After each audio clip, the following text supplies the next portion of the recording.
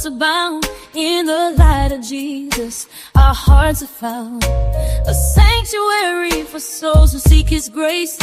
Together we rise in this holy place. Lift your voices high, let the praises flow.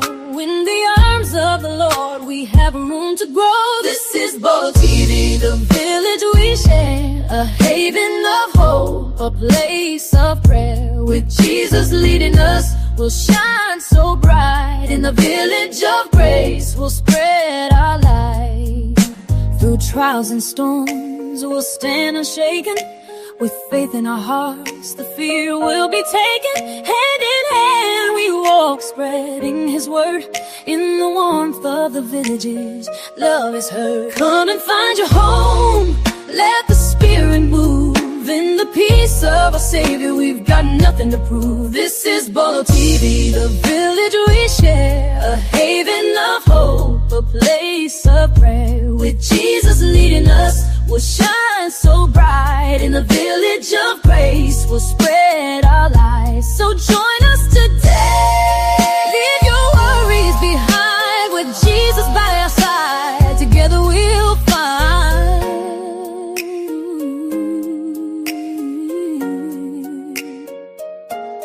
Welcome to the village where loves abound. In the light of Jesus, our hearts are found, a sanctuary for souls who seek His grace. Together we rise in this holy place. Lift your voices high, let the praises flow. In the arms of the Lord we have room to grow. This is Bolo TV, the village we share, faith in our hope. With Jesus leading us, we'll shine so bright. In the village of grace, we'll spread our light. Through trials and storms, we'll stand unshaken. With faith in our hearts, the fear will be taken. Hand in hand we walk, spreading His word. In the warmth of the village, His love is heard. Come and find your home, let the Spirit move. In the peace of our Savior, we've got nothing to prove. This is Bolo TV, the village we share, a haven of hope, a place of prayer. With Jesus leading us, we'll shine so bright. In the village of grace, we'll spread our light. So join us today. So join us today. Leave your worries behind. With Jesus by our side. With Jesus by our side. Together we'll find. Welcome to the village where loves abound. In the light of Jesus, our hearts are found, a sanctuary for souls who seek His grace. Together we rise in this holy place. Lift your voices high, let the praises flow. In the arms of the Lord we have room to grow. This is Bolo TV, a village we share, a haven of hope, a place of prayer. With Jesus leading us, we'll shine so bright. In the village of grace, we'll spread our light. So join us today. Leave your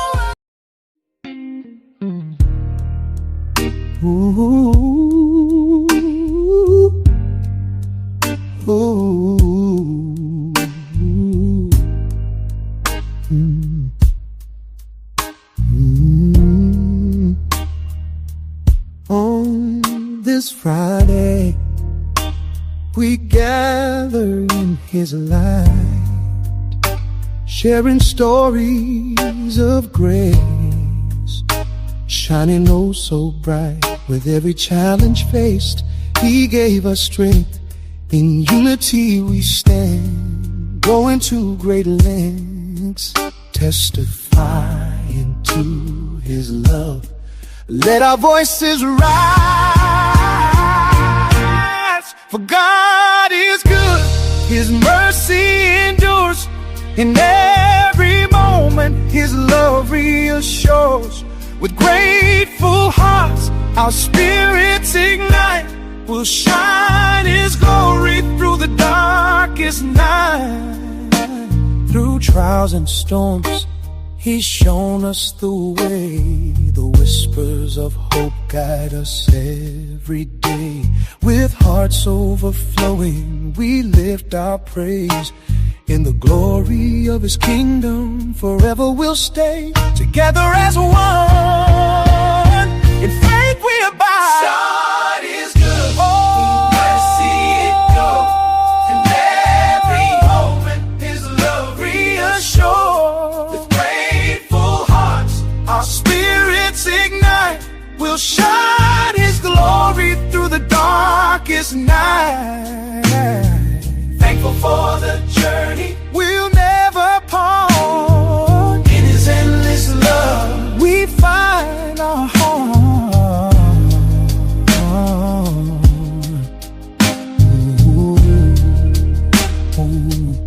On this Friday, we gather in His light, sharing stories of grace, shining oh so bright.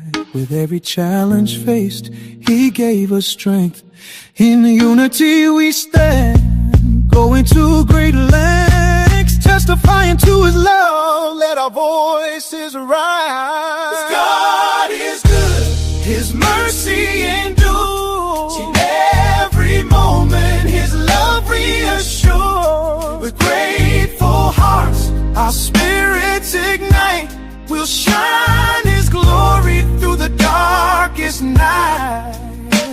Through trials and storms, He's shown us the way. The whispers of hope guide us every day. With hearts overflowing, we lift our praise. In the glory of His kingdom, forever we'll stay together as one. In faith we abide. God is good, His mercy endures. In every moment, His love reassures. With grateful hearts, our spirits ignite. We'll shine His glory through the darkest night. Through trials and storms, He's shown us the way. The whispers of hope guide us every day. With hearts overflowing, we lift our praise. In the glory of His kingdom, forever we'll stay. I'm sure you've heard the news. Life is short. But there's a way to make every moment matter. Each day we wake up is a gift, a chance to embrace faith, family, and friends. Have you accepted Christ as your Lord and Savior? If not, what are you waiting for? He's there, offering love, hope, and a purpose. Spending time with those you love is just as important. Cherish every laugh, every hug, every shared meal. Because these moments, they fly by. And once they're gone, we can't get them back. So why waste another second? Accept Christ, embrace your loved ones, and live each day with intention. After all, we're here for a short time. Let's make it count. Amen.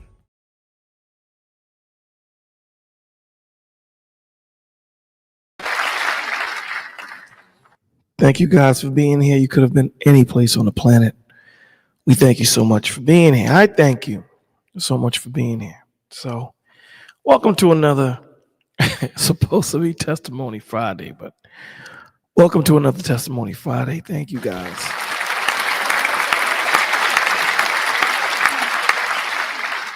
Hope y'all guys like the intro. I hope you like the background, man, of, the universe being created and things blowing up and just visually, captivating on the mind and on the eyes. So, you know what Testimony Friday is about. Testimony Friday is about you guys coming up and sharing your strengths, your weaknesses, the things that the Lord has triumphed you through, fortified you through, has championed you through. So that you could be that light for someone that is going through what you went through, or someone that's about to go through what you've gone through, or just coming up and sharing your testimony and being that light for everybody. You don't know who's listening. And the one thing that is so paramount and important to me is, again, we don't know who's listening. And understanding that it's very important, because every moment that we have to shed light on God's kingdom and gospel, and bring his kingdom closer to earth, and touching that one person and bringing them back, that's important to me, and it should be important to you. So tonight's topic, right, I was meditating on it, thinking of what to go into, what to talk about. There's so many different conversations people are having, relationship conversations, marriage conversations of what submission should look like, what protection should look like, what a good husband should look like, a good wife should look like, all these different things. And the one thing that I dislike having a lot of the times, I have these types of conversations because I pray that it leads to the root is branch conversations, right? Like, what's the actual root of the issue? What is the enemy using to create this separation in the home? And what does it fracture into, right? Because all of those topics that I mentioned to you, they stem academically from one big topic, right? So I wanted to have a conversation and talk about it. And the topic that I want to talk to you guys tonight about is this gender war thing, right? Men versus women, especially in the Black community, the gender war. Where women are feeling slighted, women are feeling hurt, things of that nature, and men are feeling unappreciated, unheard, and things of that nature. And it fractures the conversation because no one is listening to each other. Fingers are being pointed, people are not hearing each other. One person will make, one side will make a good point, but the other side is not hearing it. The other side says, "What about you?" And the conversation gets fractured into so many different, or splintered into so many different topics that, this is what the enemy does. This topic creates a hydra. There's so many different heads to this thing. So I wanted to have the conversation pertaining to that. And there's certain points that, I'm going to highlight, that I'm going to bring out. And hopefully, after I bring out a few points, I'll throw the link. And if you guys want to come up to discuss it, we can. That would be awesome. So let's give some shout outs to the place, to some of the people that are in here as I get comfortable. Who do we have? We have Miss Shirley Epps always here. Thank you. Ma'am, I appreciate everything that you do. I really do appreciate you. Who else do we have? We have Shy 144, my right hand. Thank you for being here. I appreciate you for all that you do. We have Nightbot, my left hand. When you act up, he gonna put you back in your place. That's Nightbot. Got Mr. Scam Likely. What is going on, sir? I appreciate you, man, and the wisdom that you bring when you get up on stage, and the perspective that you have. Thank you. Who else do we have? Right. And just you guys in the background, listening, and to the men and women and young adults that will catch us on the replay. Thank you so much. I appreciate you. So with that being said, let's get into it. Let's get in. All right. So this so-called gender war has been going on for a minute, man. And, we really here in the village, we tend to try and stay away from, these conversations because, you know, we try to stay out of the muck and the mire and the confusion, because again, these conversations are talking points. And you know, you see these different channels, they'll just repurpose the conversations, the same conversations every weekend, just, different fractions of it, different portions of it. And it's basically the same thing if you just sit down and just listen to it long enough. So this so-called gender war between black men and black women mostly isn't some cute social media spat, right? It's a slow, corrosive weapon, strategic, to say the least, intentional, and devastating if left unchecked, and it has been left unchecked. All of these so-called channels that say that they are for the black community and the brown community, they do nothing. They don't address the issue. They don't give you solutions. They don't connect it to the enemy.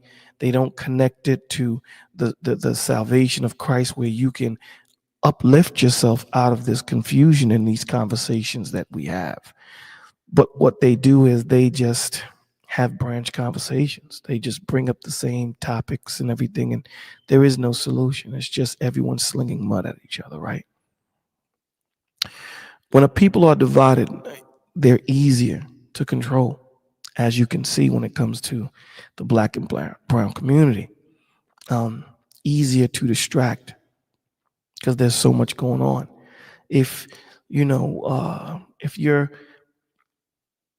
kept emotional, the enemy will always have the upper hand, because a logistical man or woman will sit down and say, you know what, let me just understand where this is coming from. But being that we're such an emotional people, and I hate to say that, but it's the truth. We're so easy to move, and conversations become so circular and redundant that it makes your head hurt after a while, right? That says these dust panels, our community, unfortunately, they represent the demolition department. Wow, 100%. Again, it's easy. You're easier to control.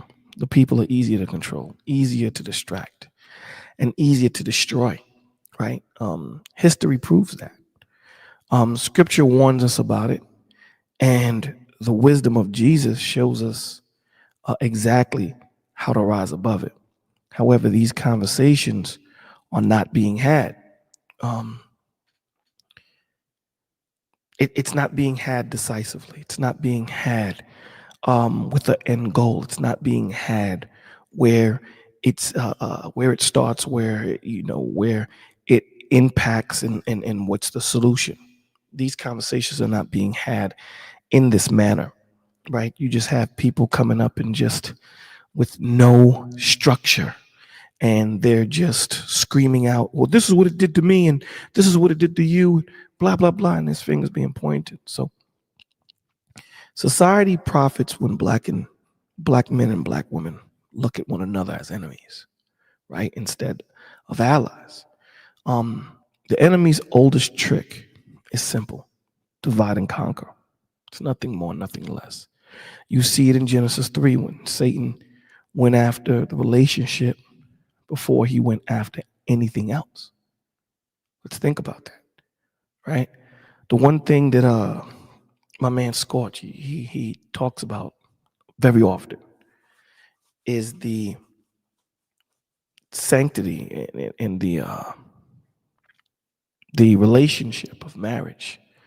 I don't even know if I said that right, but let me unpack it a little bit. What marriage represents, right? This is what God created between man and woman to illustrate the relationship that he had with his bride, with man.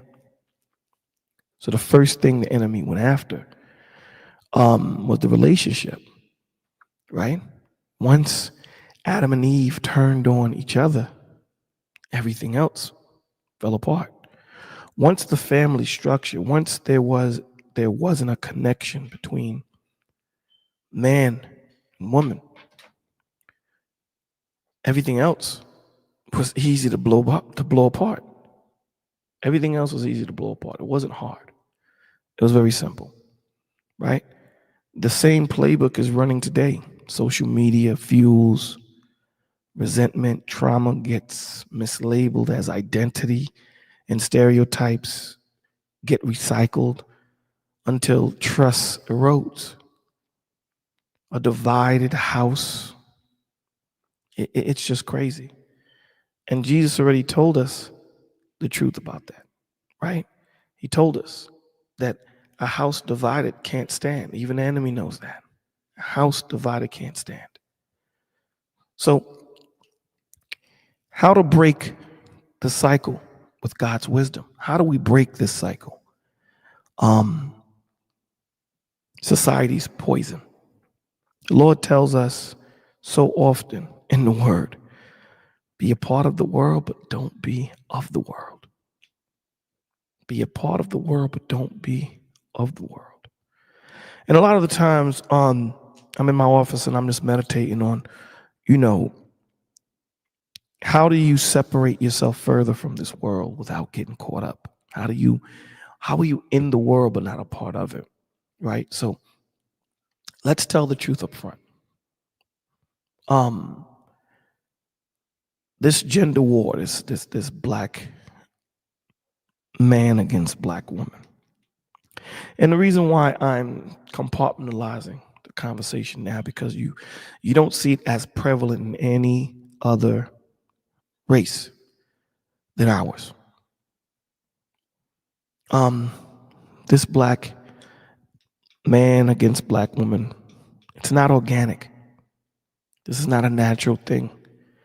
It's engineered.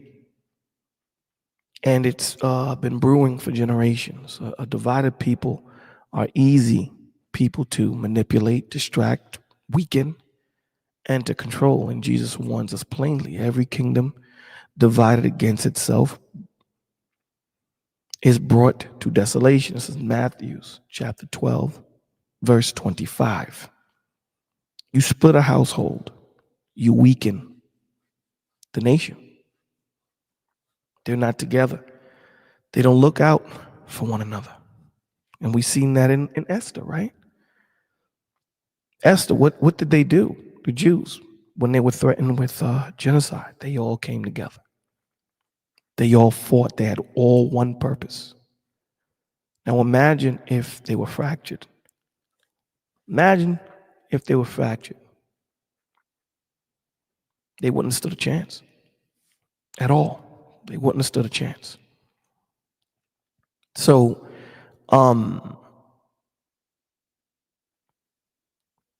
you split a household, you weaken the nation. You pit man against woman. You break the foundation of God himself established. And that's exactly what's happening. So here in America, the brokenness that from slavery, poverty, incarceration, the systemic distrust were never healed. Let's understand that every nation that has gone through its racism, and this is scientifically proven, there's documentaries have been made. And you can Google it or you can YouTube it, whichever you choose, whichever your fancy. Every nation that has gone through their slavery or have gone through their prejudice has overcome, except the black and brown people. We have not. Right? So there's a systemic distrust when we never healed. So society learned to keep that wound open. And now the enemy, spiritually and socially, exploits it. Let's look at how it's weaponized. Social media makes profit off conflict, okay? Bitterness, and stereotypes. Instead of us coming together, even though we may disagree on certain things, instead of us coming together, we tear each other apart. You know, who's better? Who has more information that's right?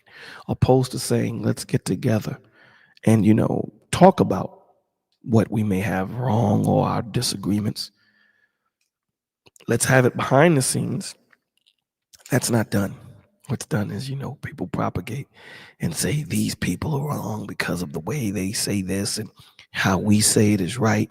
And it's better because of such and such. And a lot of the times, people move out of emotion and move out of brokenness and things that have out of anger.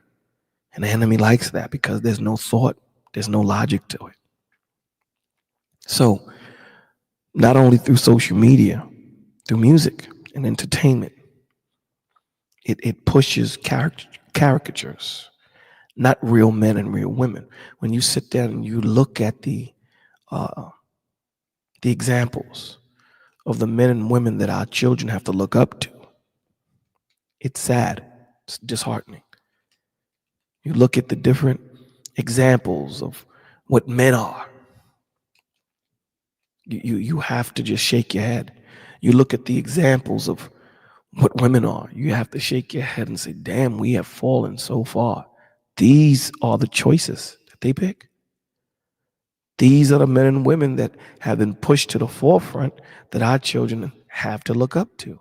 It's no longer about the hardworking man that went out there to protect his family and provide for his family, was a pillar of the community, that had wisdom, that had understanding, that protected the family spiritually, that sat down with the family and led them, that was strong.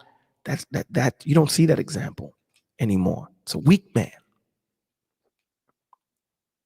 He's either a drug dealer, drug addict, a drunk, no backbone, no nothing. You look at the woman today, she's more masculine than ever. There's no femininity to her at all. None. She's disrespectful. There's no submission. There's no honoring. There's no respect. There's no understanding the position. There's no helpmate. There's none of that today. In fact, she belittles her man. In fact, she is propagated and pushed forward while the man is pushed back. This is entertainment. This is what's been pushed through social media. This is what we are ingesting every day. And here's the thing. The Holy Spirit has access to you 24 hours a day, 7 days a week, 365 days a year. So does the enemy. So does the enemy. And the enemy speaks loud. See, the Holy Spirit whispers, the enemy screams. He has all these screens in front of you, whether it be your watch, whether it be your phone, your television, your laptop. Hell, they got phones now that are trifold, and they're no longer bifolding phones anymore. They're trifolding phones. You're walking around with tablets. We're walking around with tablets in our pockets now. So the enemy has access to us 24 hours a day. I was watching a video. I think it was an 8-month-old, had to be an 8-month-old or a year-old child, unlocked a tablet and found an app. It amazed me. Unlocked the tablet, looked for the app, and opened it. Opened the app. So the enemy has us locked into his devices. This is why you're right, Mo. This is why we need to stay prayed up. This is why the Lord tells us to what? Put on the armor of the Lord. And the one thing that we have here is trauma that is unhealed. So hurt people keep hurting each other. We know that saying, right? Hurt people hurt people. That's all we know. We think we're healing, but we're not. We think we know better, but we don't. We function in our dysfunction thinking that we're functional. We function in our dysfunction thinking that we're functional. The devil uses confusion to blind hearts and harden spirits. How does he do that? Through your broken heart, through your trauma, through your molestation, through your breakup, through your divorce, through your hurt, through you not being heard. Whatever your trauma may be, he uses that. He hardens you. He leaves that little doorway, that little door, just a little slither opening. That's all he needs. Doesn't need much. It's not just messy.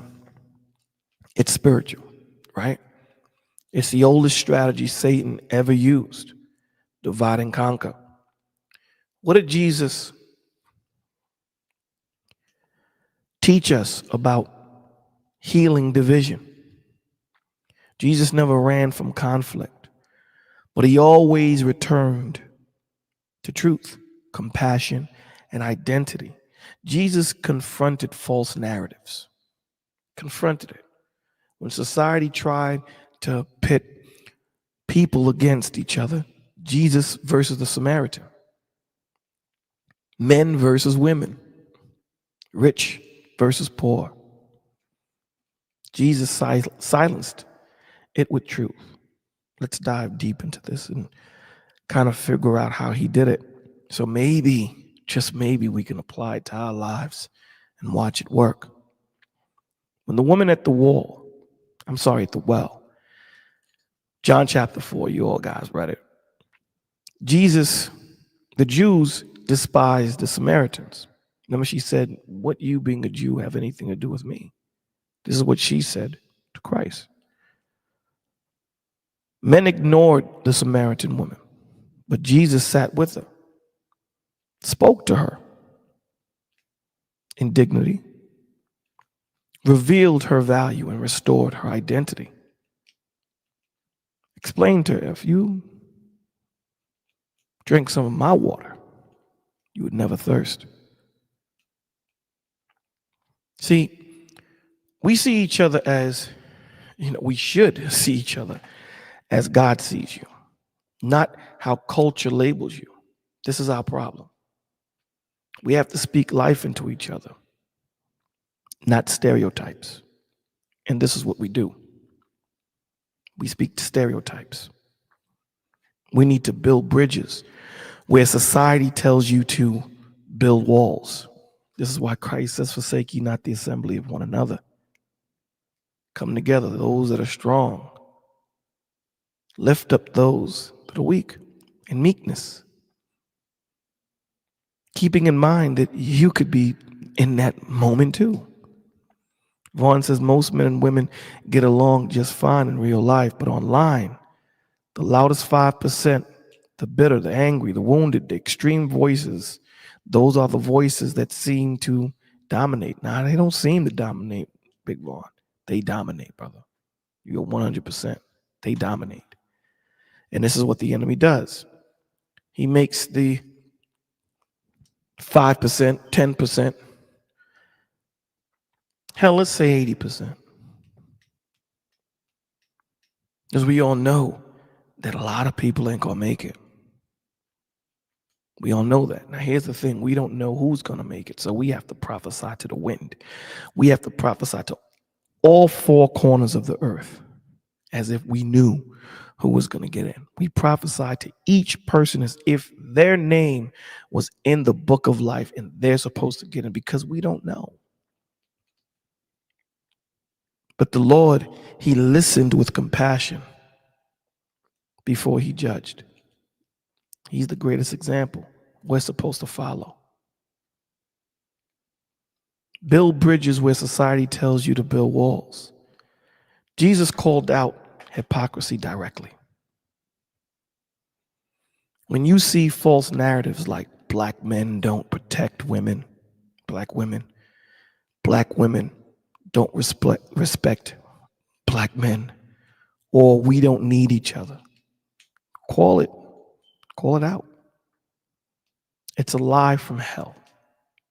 We need each other. Call it out. Don't stay quiet. That makes you complicit, right? But you know what we find a lot of people doing? We find a lot of people selling the snake oil saying, my way is the right way, opposed to dealing with the sickness. This is what, people do.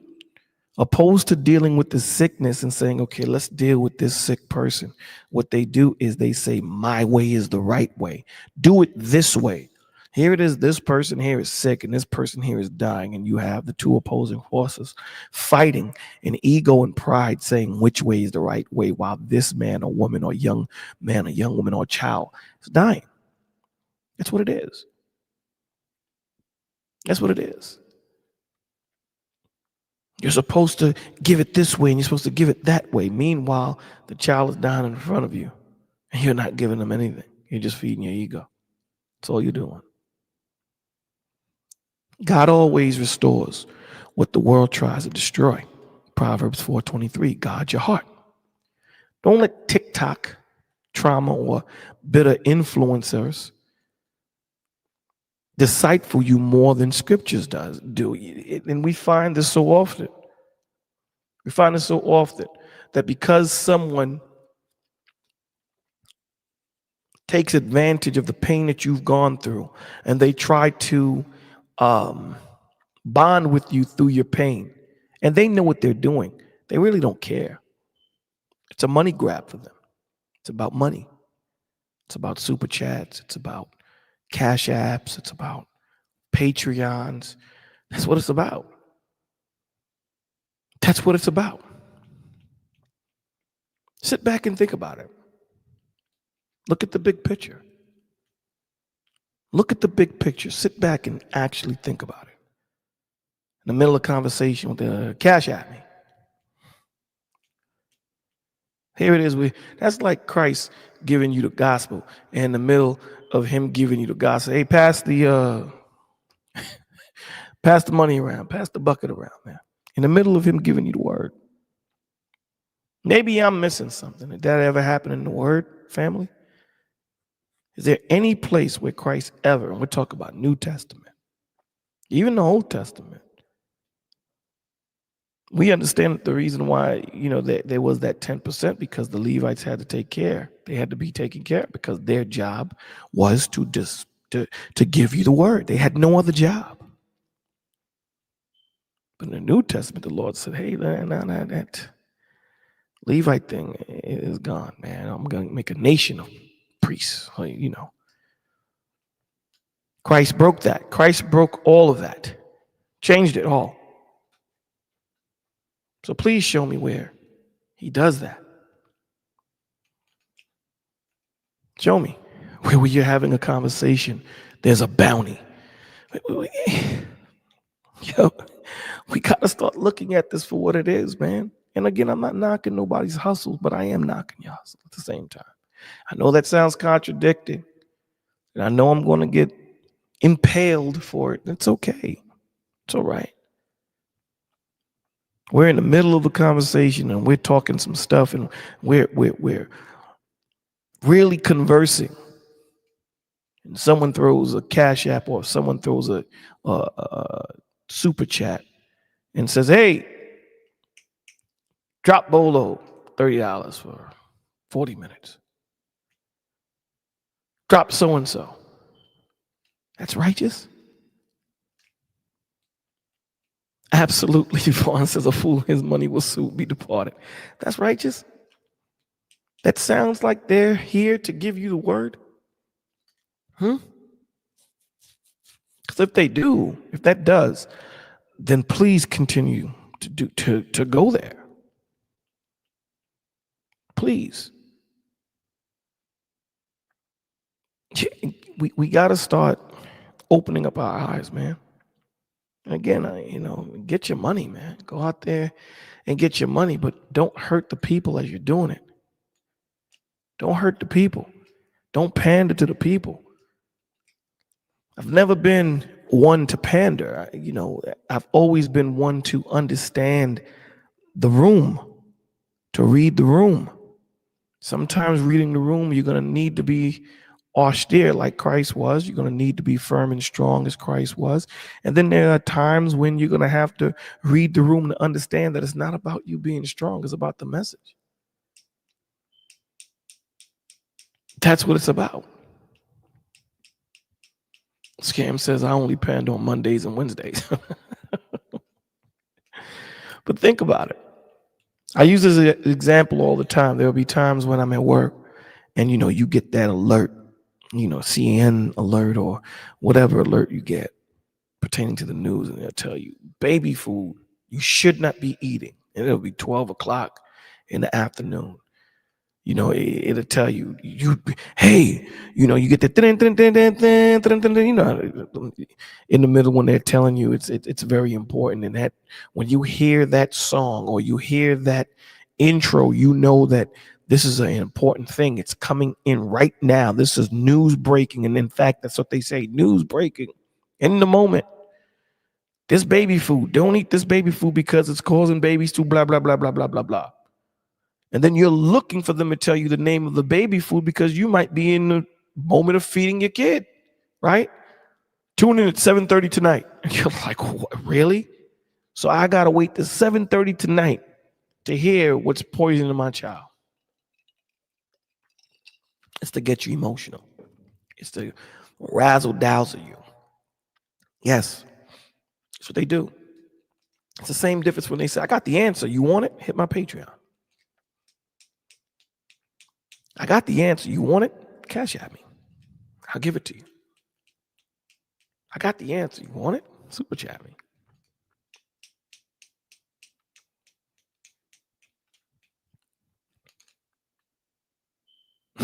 Listen, I can't make this up.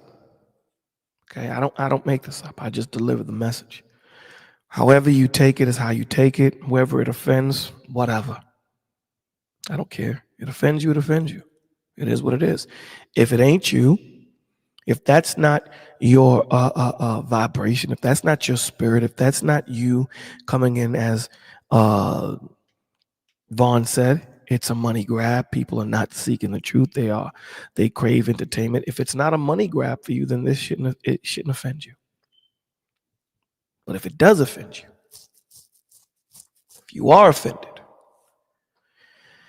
then you have some soul searching, my friend. You really do. Right? So we got to limit content that fuels anger, gender division, and disrespect. Because the more and more you feed yourself that, the more and more you become that. The more and more you feed yourself this, the more and more you become it. Right? You can't feed yourself trash and garbage and then think you're going to run that 100-meter dash or 100-yard dash with precision. It doesn't work that way. It just doesn't. Right? Scam says, there's always work at the post office. Challenge yourself to build grace, not grudges. We're always thinking about what we're going through. We're always thinking about what we're going through, what I'm going through, what I'm going through. What I'm going through is more prevalent and more important than what you're going through. Christ didn't move this way. That wasn't Christ's motive. That isn't his example. Christ being whipped and beat, his every movement was of service. His every pain was of service. No matter what he went through, he didn't think about it for himself. I got a job to do. I got a people to save. And Christ is supposed to be our biggest example. So we should do our best, again, do our best to move in like manner. It's not easy. I'm not telling you it is. It's very hard.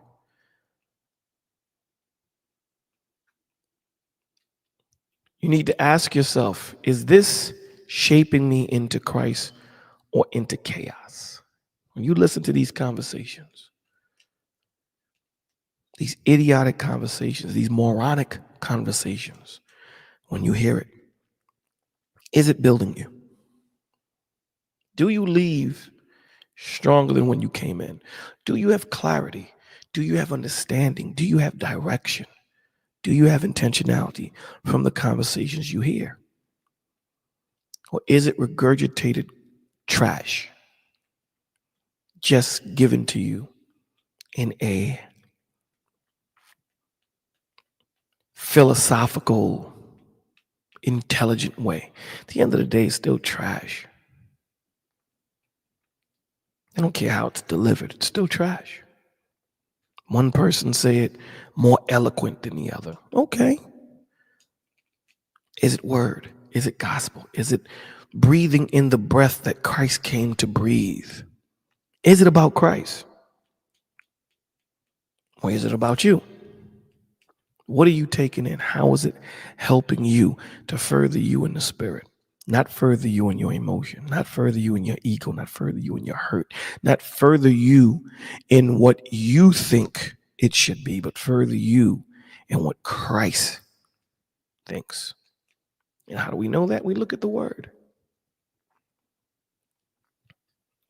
This battle, it's never been man versus woman. It's never been about that. It's never been about that. It's spiritual strongholds versus unity. That's what it is. The Lord gives us this in Ephesians, right? He tells us this.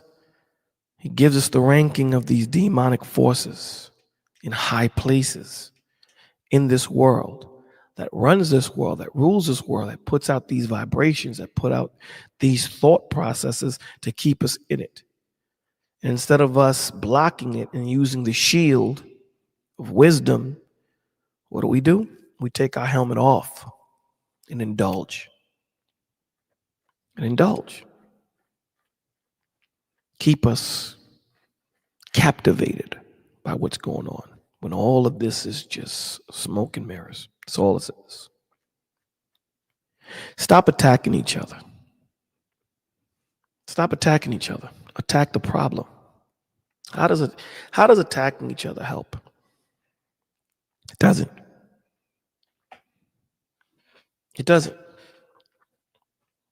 You watch these panels and they incite the attacking, right?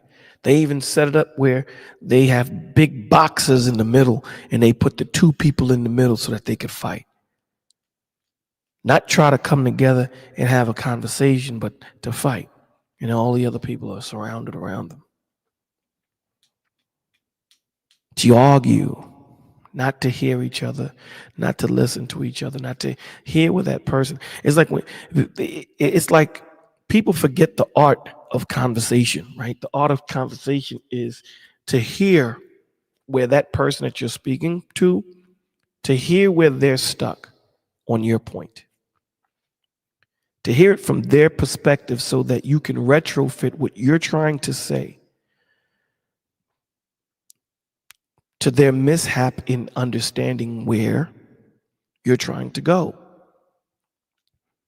But what we continuously do is we don't listen to where that person is stuck. We continue trying to fit that circle into the square peg. That square peg into the circle. We just continue. And then when that person doesn't get it, what do? Oh, you're crazy. You're an idiot. You're a dummy. You're this, you're that. And the person, they're not really the idiot or the dummy. Look at the mirror. Look in the mirror. It's really me. Why is it me? Because I'm not hearing that person where they're stuck. I'm not hearing them when they're telling you, this is my problem. Yes, of course there will be. ACOG. There will be a link tonight. I just want to lay this down so that we can understand the conversation, because again, it wears on my spirit. A lot of the times I'm just sitting down and I'll just pop into these different rooms, or I'll just drive around and, I just hear the different conversations that are being held in society, in the community, and it's nonsensical. And, I'll just say blessings to everybody, and I'll just pull back and I'll just hear. Sometimes I jump on the panel, and sometimes I'll say certain things, and it's not received the way it's not received, because a lot of the times I'll change the subject, or I'm not driving the way it needs to be driven, the point or the nonsense. So it just, I feel that vibration. The Bolo ain't needed here. Bolo ain't wanted here. So, I say what I say, and then I dipset. You know what I'm saying? And she said, okay, don't take too long. We want Scorch to stay awake. Scorch is going to go to sleep regardless, man. He's going to go to sleep. That's what he does. Right? We need to recognize spiritual warfare behind the cultural arguments. Let me say it again. We need to recognize the spiritual warfare behind the cultural arguments. We have to understand that these cultural arguments that we're having, they're devised through spiritual demonic forces that put this confusion, that put this disagreement in the way they do, so that we can continue fighting and not stand back and say, yo, listen, man, we have more that we agree on than we disagree. So why are we stuck on what we don't agree on, opposed to let's build on what we agree on so that we can get to the next level? It's the same conversation that we have. Why are you men talking about women you don't like for 38 hours and only talk about the women you do like for an hour? I don't understand it. Why do you women talk about the men you don't want for 38 hours and only talk about the men you do want for 1 hour? Why are you not talking about the men you do want? Why are you not giving these young women out here the guidance that they need to have? Why are you brothers not giving these young men the guidance that they do need so that they can pick wiser?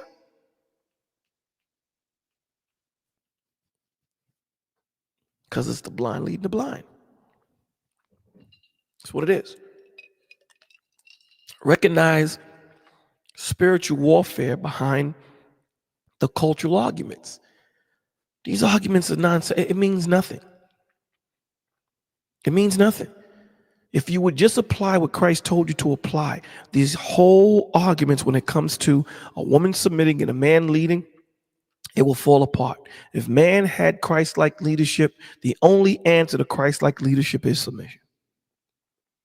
That's it. There is no other answer to it. So either she is going to adhere to it or she's going to leave. Now, here's the point.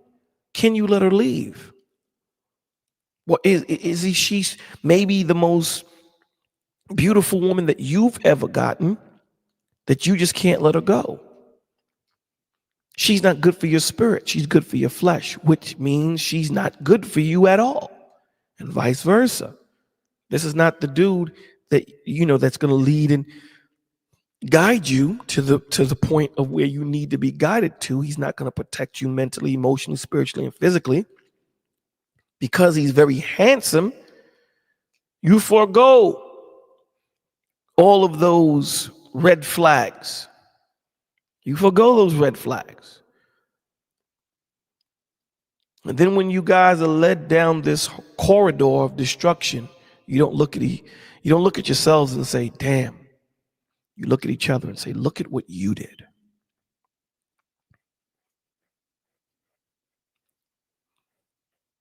We need to more often pray for discernment before reacting emotionally. Let me say it again. We need to pray for discernment before we react emotionally. Because hopefully praying for discernment, you won't react emotionally. You will respond logistically. James 1:9, quick to listen, slow to speak. James 1:19, 1:19, quick to listen, slow to speak. Why? Because you're taking in all of the conversation. You're taking everything in. First, it's like a dual, something happening, two things happening at the same time. One, you're taking in everything that's being said, and two, you're allowing that person to decompress because they're probably wound tight. and you're allowing them to decompress as they speak to you. At the same time, you're hearing them and taking everything in. You're not just looking at their situation. You're not just listening to the intonation of their voice and the inflection of their voice. You're actually listening to it in its entirety. You're hearing it all. Opposed to saying, I already know where you're going with it, man. Let me cut you off. Now, there are going to be times when you may know. There are going to be times when you may know. But again, remember, as that person is talking to you, they're getting it off their chest so that when you do respond to them and give them that spiritual antidote that they need because they are so sick, they're able to receive it. They're able to receive it. So when you're quick to listen and slow to speak, this destroys 90% of arguments before they even start. This destroys 90%. When that person calls you and they're frantic over the phone, or when that person sees you and they're frantic, a lot of the times they just need a shoulder. A lot of the times they just need an ear. A lot of the times they're just in the moment. Ask questions before assuming motives. Ask, well, how come you're going through this? Why are you talking to me like this? Why didn't you call me? Why didn't you say this to me? Why didn't you do that? Ask questions before you jump to conclusions. This world allows us to jump to conclusions way too often. We jump to conclusions. We don't ask enough questions. Because the answer you might get may stifle that anger. And this is what the enemy don't want us to do. He doesn't want you to stifle that anger. He wants you to fester in that anger. He wants you to breathe that anger. He wants you to be pissed off in that anger. Why? Because it continues the narrative. It continues the narrative, right? Chris says, destroy everything you are contact with. That's why I ignore people. Oh, man, my man Keel says, can I call in? Salute to the platform. No doubt, salute to you too, my G.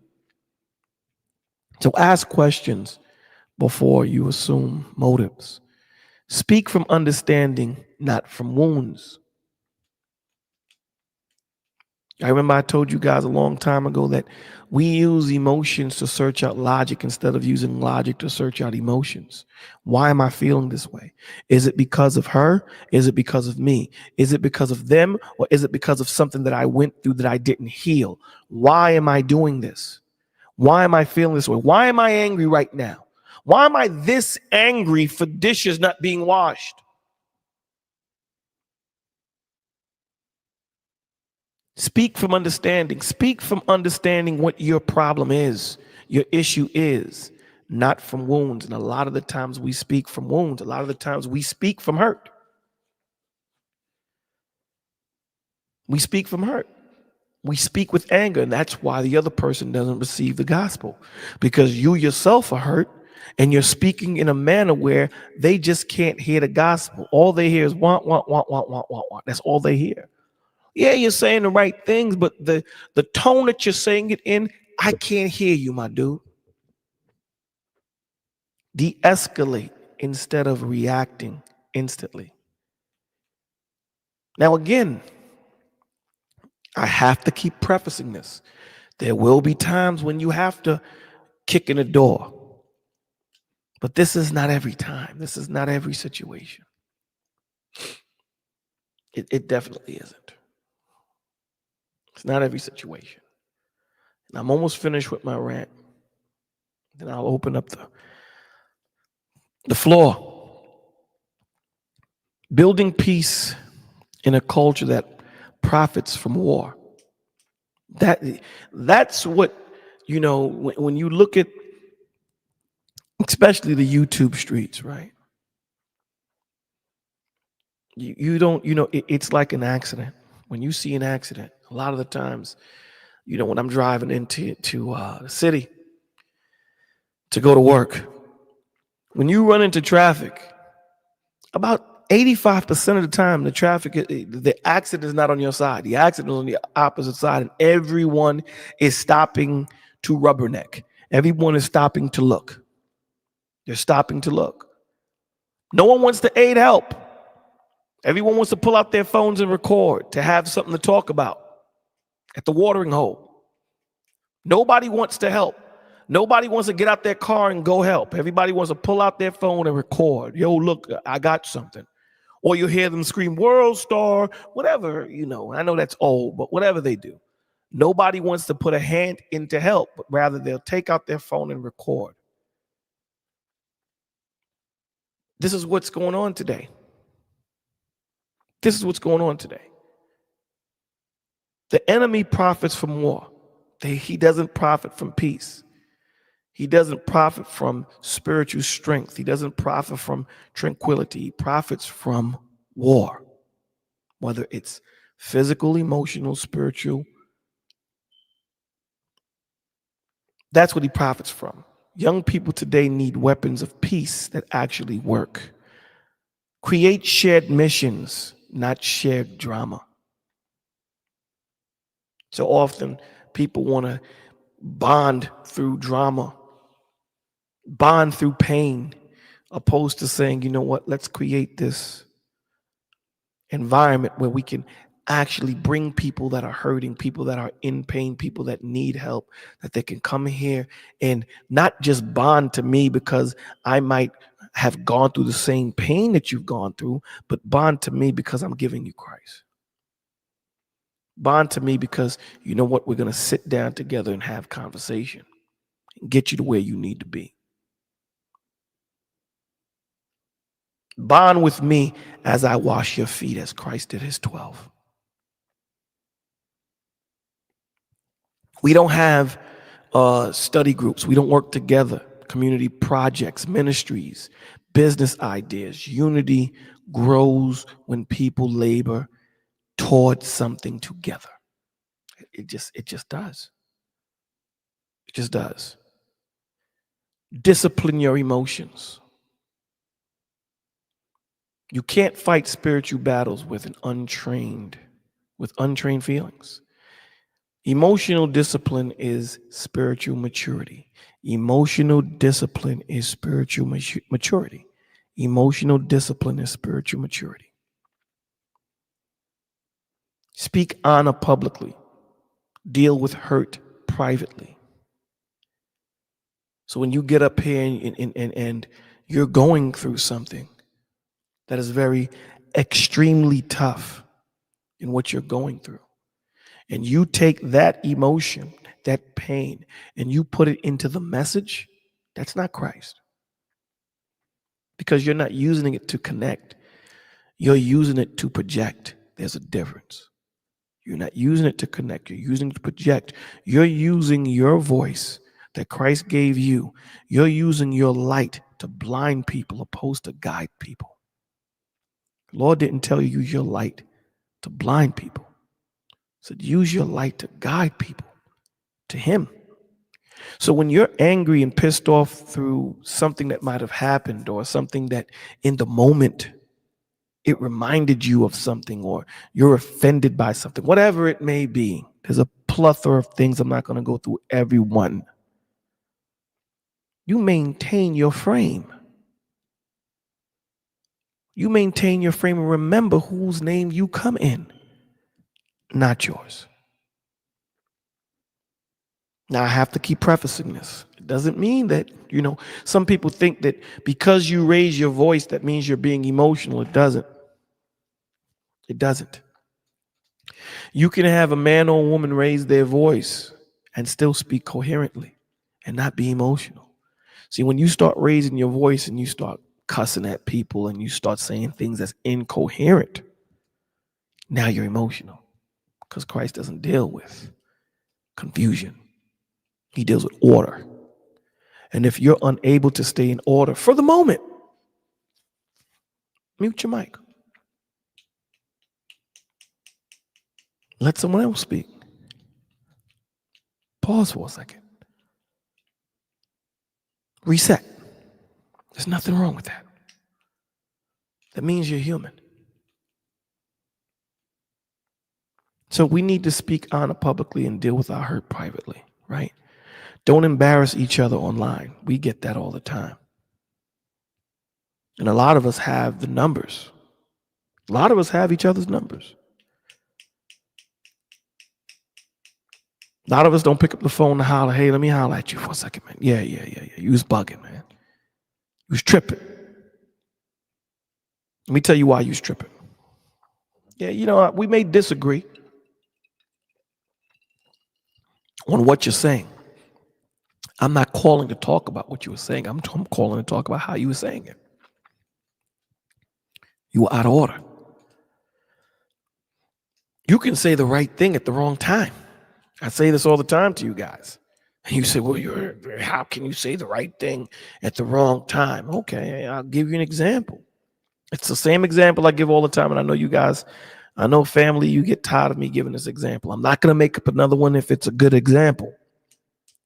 You tell your 12-year-old child, don't go on the 12-foot side of the pool, right? They know not to go to the 12-foot side of the pool. You go in to grab some lemonade or whatever. You come back out. They're drowning on the 12-foot side of the pool.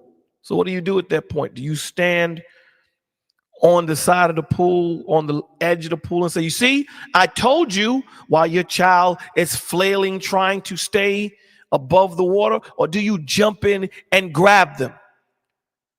Because in that moment, you saying, I told you, is not that important.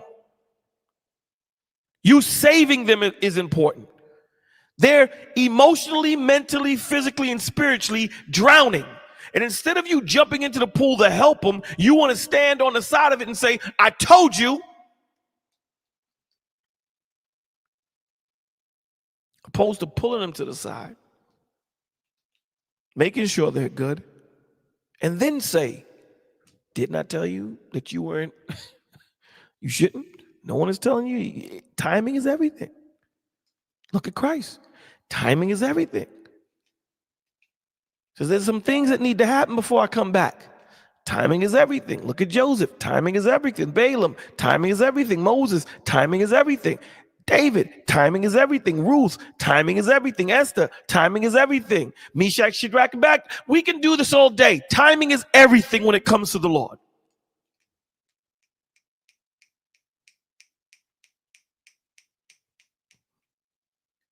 Don't embarrass each other online.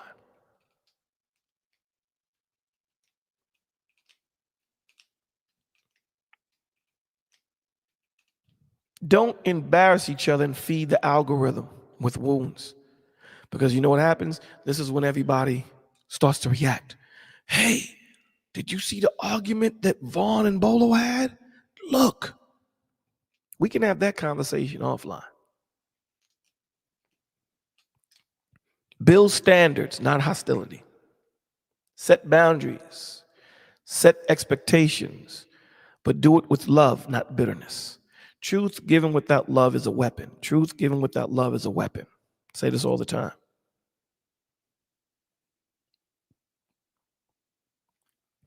Pray for each other. Pray together. How many of us do that? How many of us pray with each other? And how many of us pray together? How many of us do that? I'm talking about in contentious conversations. How many of us do that? Nothing disarms division faster. For where 2 or 3 gather in my name, there I am. Matthew 18:20.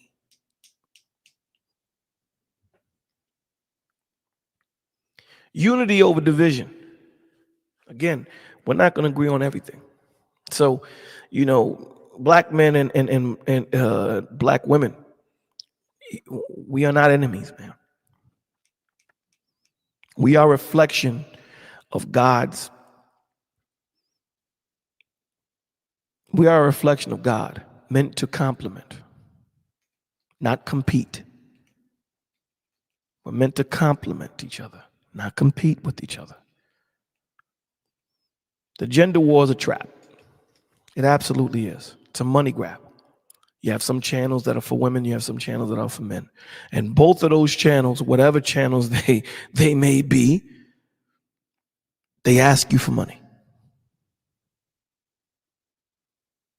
as they pander to you. It doesn't help you. It doesn't grow you. In fact, it sinks you even more because it only panders to your hurt. It doesn't pander to your strength. It doesn't pander to healing. It's a cheap illusion, a spiritual snare.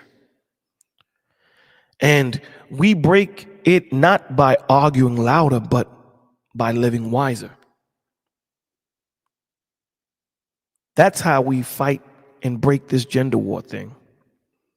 With humility of Jesus, with the courage to confront lies, with the discipline to guard your heart, with the wisdom to see beyond the surface of what someone is saying, to want to understand what they're saying, with the love that covers a multitude of sins.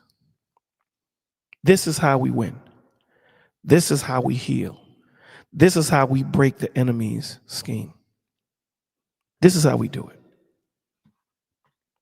Hey, I wasn't that long, you see? So we have to understand, man, that this is something that we can combat. This is something that we can fight if we choose. If we choose. Where do you prosper more at? Do you prosper more in spreading the madness? Or do you prosper more in creating peace in the madness? This is something that each and every one of us have to ask ourselves and look at, what our actions are showing. Look at what our actions are showing. Because, again, we have such branch conversations, and the tree is sick from the root, not the fruit. And when we look at the first thing the enemy attacked, the first thing the enemy separated was that connection between the wife and the husband, between man and wife, husband and wife. He separated that, created that division, created that distrust, created that hatred, that anger, that hurt. And it hasn't been the same since. It hasn't been the same since. And don't get it twisted, man. We all get caught up in it at times. All of us do. There's none of us that don't. We all get caught up in it at times, and I hate using the word but, so I'll use however. However, we got to work through it, right? Here in the village, a lot of our conversations, they're not as, how can I say, they're not as, they don't have that many flashing lights and all the madness that you'll get at these other channels. Absolutely. These other channels, they they are entertaining in so many different ways that's not uplifting to the spirit. Big ACOG in the building. What's the deal, yo? What's going on, Bolo? How you feeling? Yeah, I had some things that the spirit was moving me in. I said, you know what? Let me bring it to the village and have this conversation. And Nah, ain't nothing wrong with that. Got to, man. so tell me what you thought about what I was saying. Talk to me. Oh man, I mean you 100% right. I was just watching a live Smitty was on, and they had a similar altercation. So where as though nobody was trying to hear each other out at first, and the guy that was on the panel was the host or whatever. He got frustrated at him, because he trying to say something, but they was going back and forth with each other, and it's like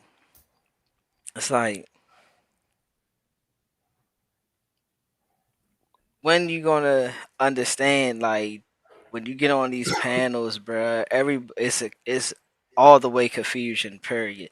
Because one, you got a lot of people up here that wants to get their point across, but nobody wants to listen to the point that's being made at that time. And I can see why he's frustrated. And that goes back to like protecting your energy and protecting, your mind from certain things, keeping yourself out of these states to where as though you're losing focus and you're frustrated at one point that somebody's trying to make, and it's like I'm pretty sure if you just sat back and just listen to what the person's trying to say, you will find something in there that you'll agree with and that y'all can come to a mutual understanding. Even if you don't, even if you gotta agree to disagree, it's like still let that person get their thoughts and opinions off, because that's what everybody has is thoughts and opinions.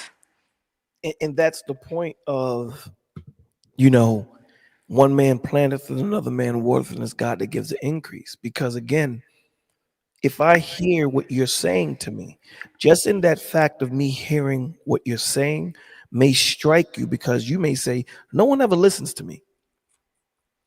There's a brother that I'm counseling right now that says no one ever listens to me, but you chose to listen to me.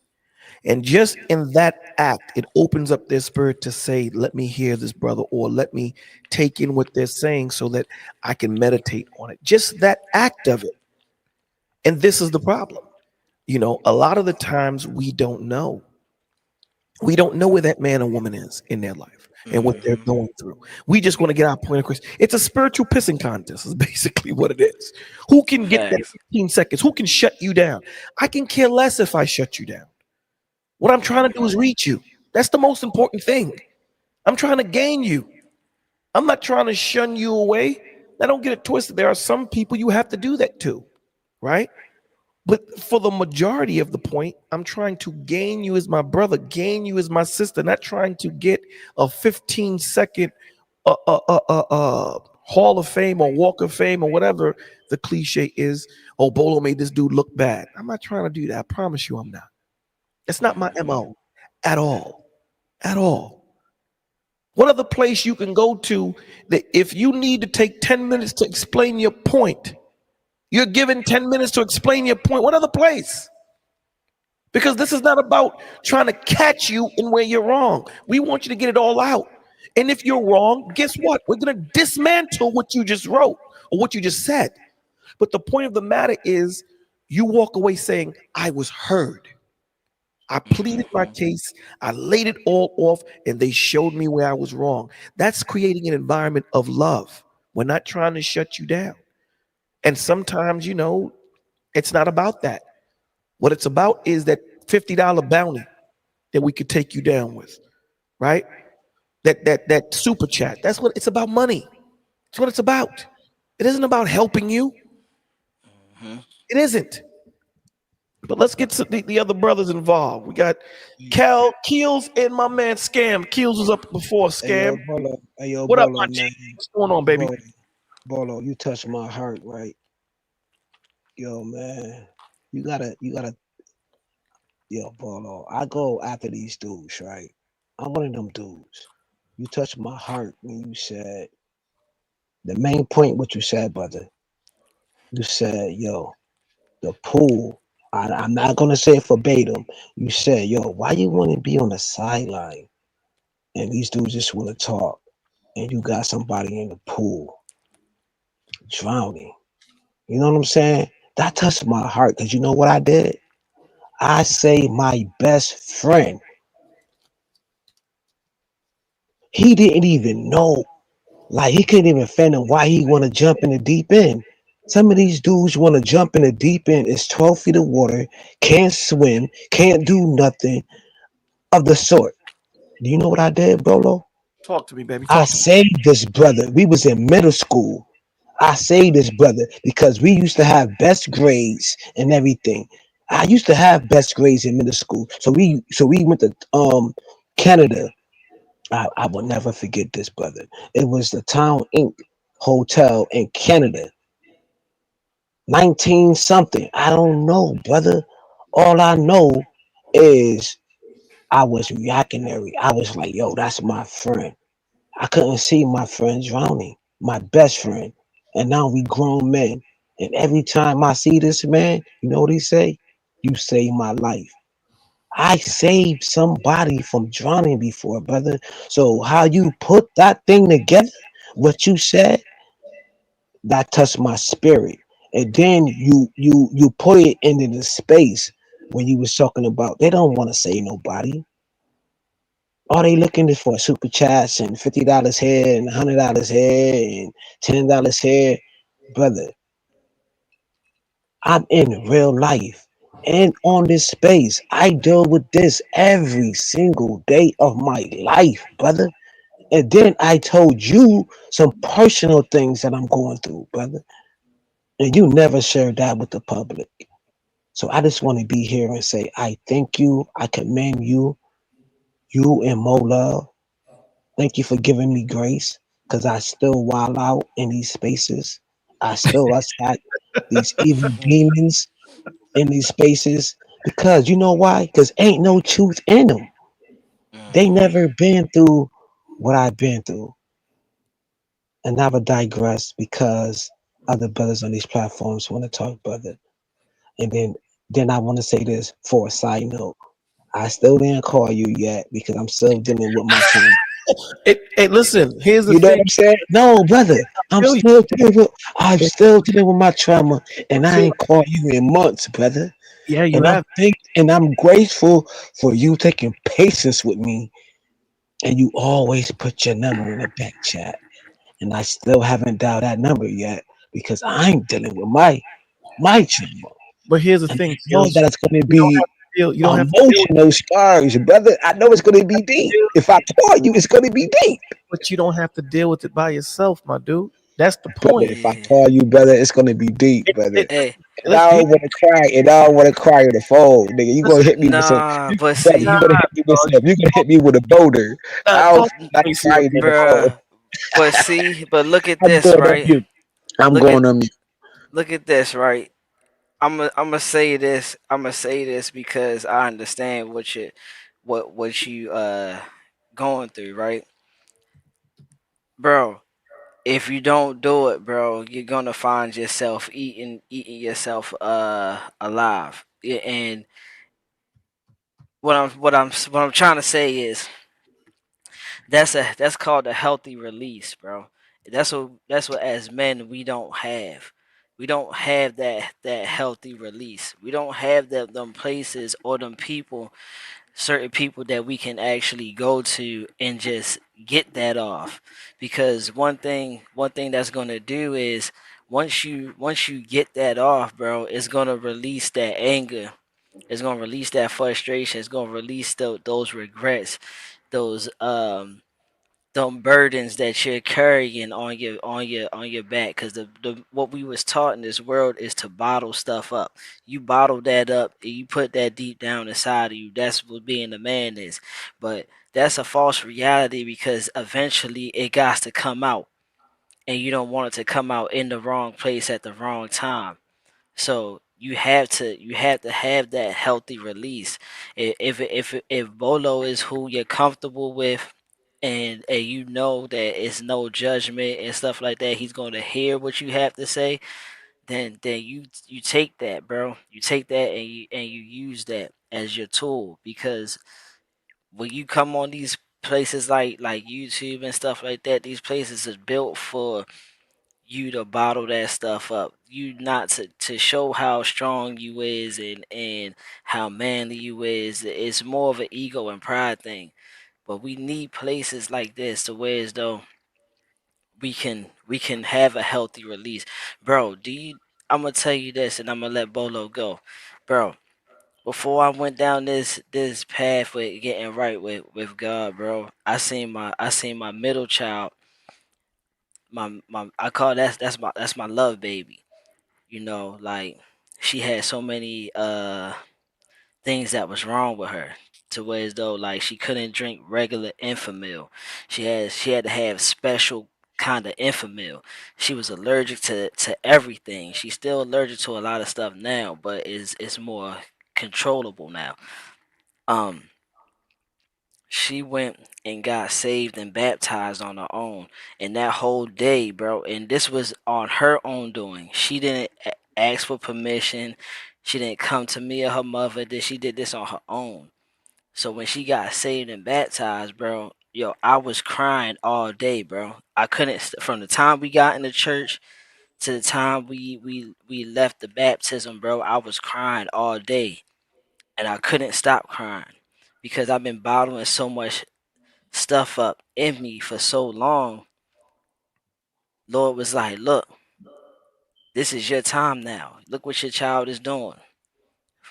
Look what she's doing. You gonna let your child go out there by herself and do that?"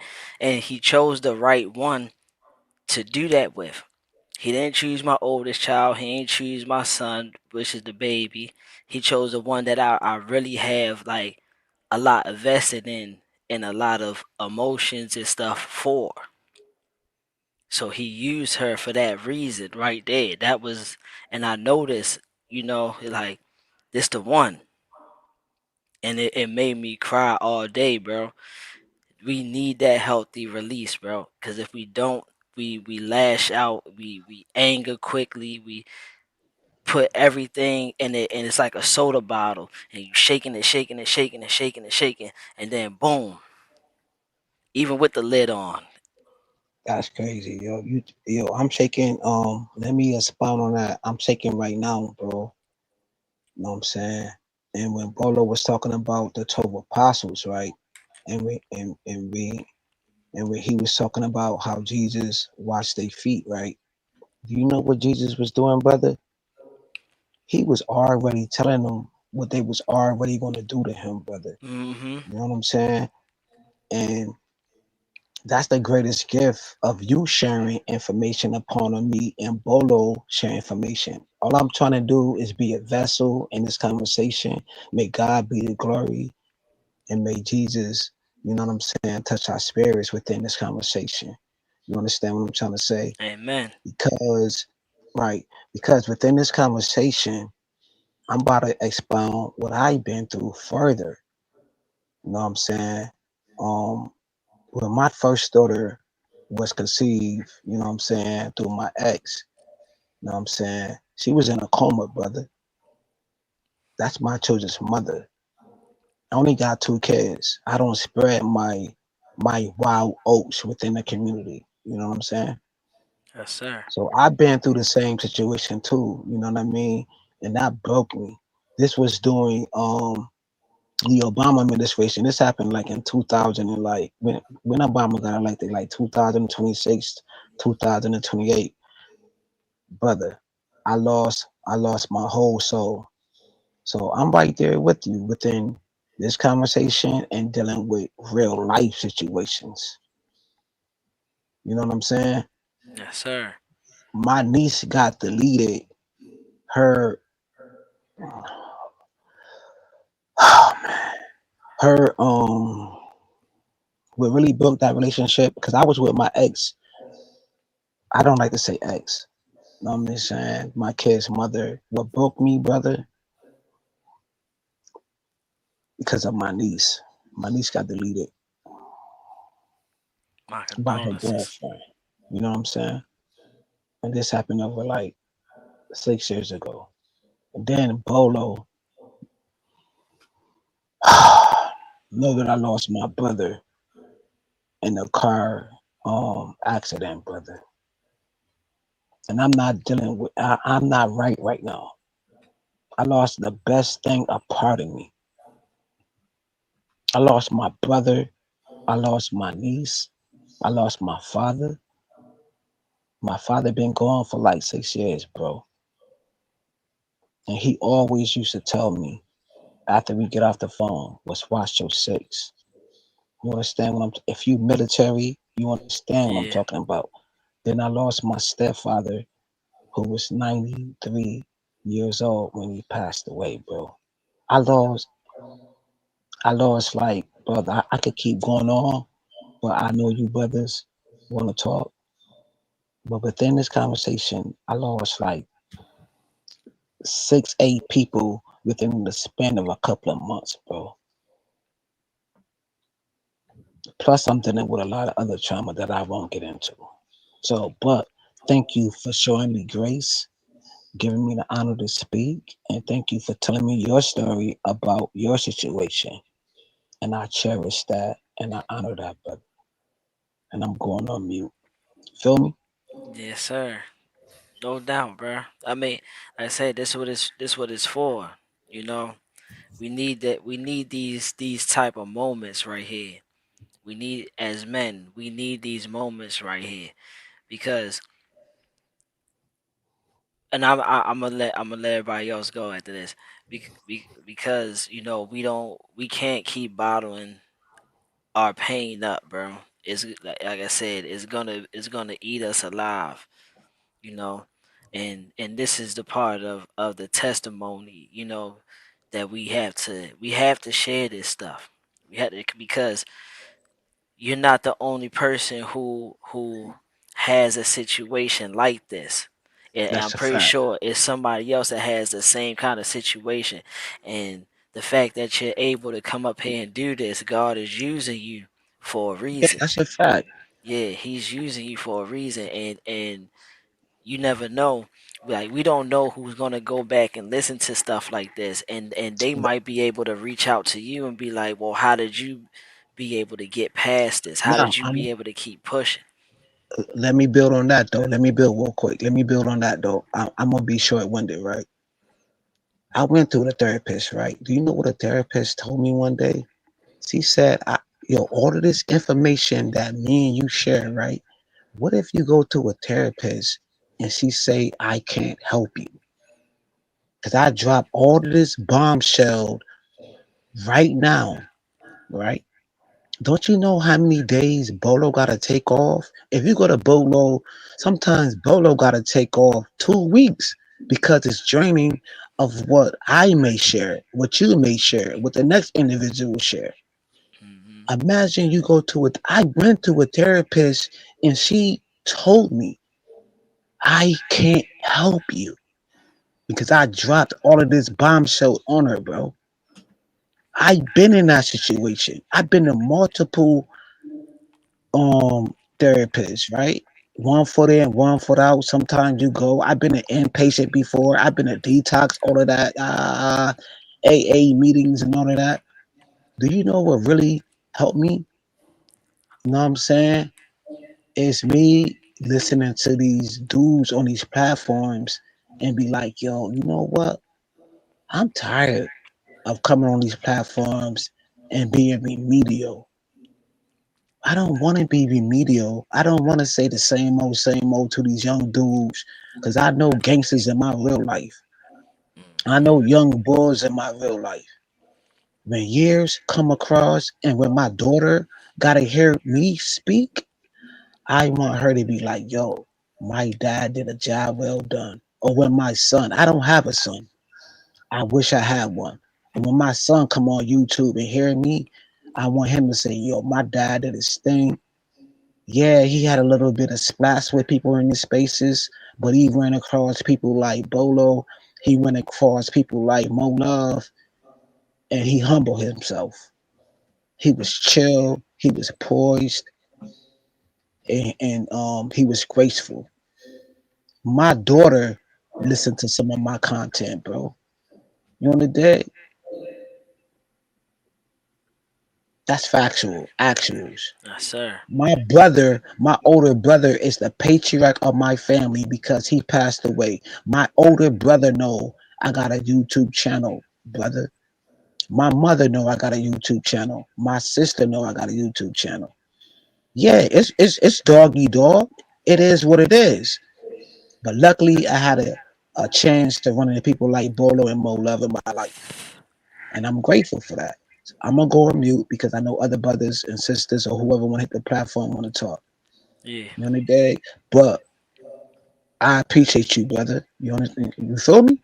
Already, yeah. Already, my guy. Well, Kills, you see the back chat, Kills?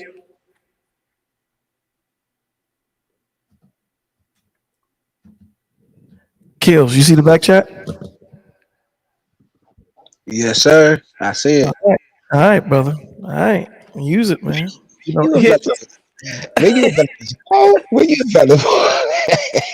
listen. Let me say this to you, and then we'll get scamming here. Understand this, brother. You know, You do too much, Bolo. huh? Nah, I, I'm not. I I'm not like doing. not do too much, but I'm not doing I enough. know you be tired, and you know what I'm saying. We listen. We all get tired. You know. Yeah. You know. But here's, you know, if you I be go, watching your community tab. you know, what you. Oh, you be watching. You I be watching. always want you be like, not, yo, I'm gonna do it next week though. I be like, What? yo, bro, Yeah. you Sometimes tired, bro. Take a break. I am human. Here's my Mm. what you just said. What you just said. Because here's the thing Yeah. that I want you to understand. Okay. There are so many brothers and sisters that are going through what you're going through, right? For Hmm. themselves, by themselves. You know, you have, and again, I hate using celebrities, but everyone can relate and know these people. You have so many celebrities that look like they got the best life. Right. Their career is going off and all that. And then the next time you hear from them, you know, they self deleted. That's a fact. You know what I'm saying? Because again, when you think that you have to be that island out there all on your own, lonesome, you don't understand what the enemy is going to do with that. You're by yourself, brother. How do you get help? I don't know. This is what that's the point. That's Hmm. the point. You don't you shouldn't have to say I don't know. You should be able to say I can call up Dusto, I can call up ACOG, or I can call up Bolo, and I got my help. There shouldn't be an I don't know. That's the point of it. This is why the Lord tells us to to forsake ye not the assembly of one another. This is why you check on your brother. This is why you talk to him. Yo, what's going on, man? Everything good? Yeah, all right, man. Again, I, you can't be there for everybody. I don't get them. I don't get them phone calls. Well, brother, you know what? Put your number in the back chat for me. All right. All right? Yo, I'll yo, call. I'm gonna call you. I'm gonna call you first, and you have my number because this is a new phone. I'm Okay. gonna call, yo, I ain't lying I'll, to you, brother. I'll Yo, leave. hold on, man. I'm gonna I'll, call you first. I'll You leave it think on I you. be standing on you though, man? Nah, man. Hold on, yo. Let me get a pen, man. Yo, me and brother go through this for you. Yo, me and brother be going through this for a couple of months, y'all. This for the audience.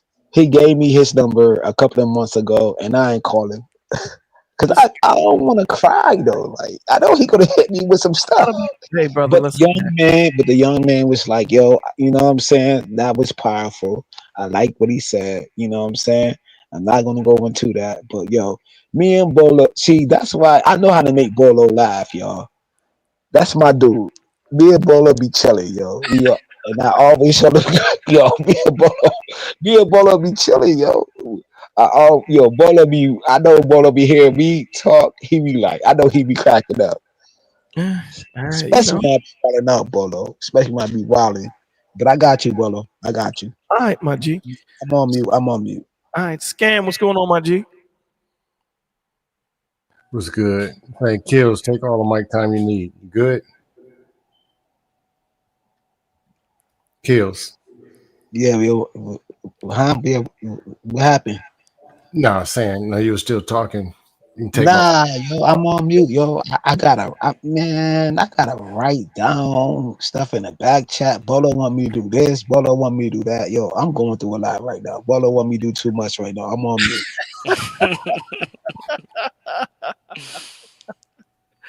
It's all good, man. Take your time, brother. You know what I'm saying? But just know, take your time, but don't take your time. How about that? Take your time, but don't take your time. But Dusto, what do you have to add to the conversation, man? What's going on? First off, what's going on, my brother? Um, all is well. Um, I know you're talking about the dust panels as usual. Yeah, I do. Here's my thing, and I got to take a plea bargain myself because I happen to be a dusty. I get in there and get dust nasty sometimes. But There's a time when there's a real conversation or there's some things to actually talk about, and there's a time when it's just entertainment. And they keep blending and playing. We're saying, we're here to save the community. It's about God. We're trying to fix the young boys. And they be lying. Like, that's not cool. And then the very thing and people you say that you're helping, you're screwing them over even more by feeding them bad info or playing with emotion, ragdoll them, feeding them into a deeper dark hole. But if it's just going to be goof hour, hey, I understand. People need to be entertained. But I'm starting to see, which I've seen for years, ones you think come in with good intentions or whatever. Their fifth super chat they get. Now you see what it's really about. And this is women too. Married men, married women, whatever. But when you can find out that you can just make money saying something's wrong with black men and black women, or you married and you traditional and everything is perfect, all they got to do is do it. I guess it gets addictive because some of them were actually okay in the beginning. Now they just find out that trashing people is profitable, and they just go and join that or whatever. Not cool. What else I was gonna say? I don't know if you've noticed, you haven't seen me on a lot of dust panels. One by one by one, by one, by one by one. It just don't be entertaining like that. It just can't do it like that no more. Or I'll hear something and I'll see that it does matter. Or here's a point where somebody could say something. Either the people who used to be there to say something got ran out and they're done, or somebody will come in with the grift and take advantage of somebody, and it becomes less and less entertaining. So some of this for me is running its course. Well, a lot of it's running its course. It's gotten old. But thank God for the village. Amen. Brother Clarence was around. He had a good show. I love that. Dust free. Yeah, it was dust free, real conversation, regular talk. Get to say what you say. Sometimes an argument, whatever, but it was really about what it's supposed to be about. Like, here's about what it's supposed to be about. Yeah, we appreciate what you do. We appreciate what God does. And here's an important thing.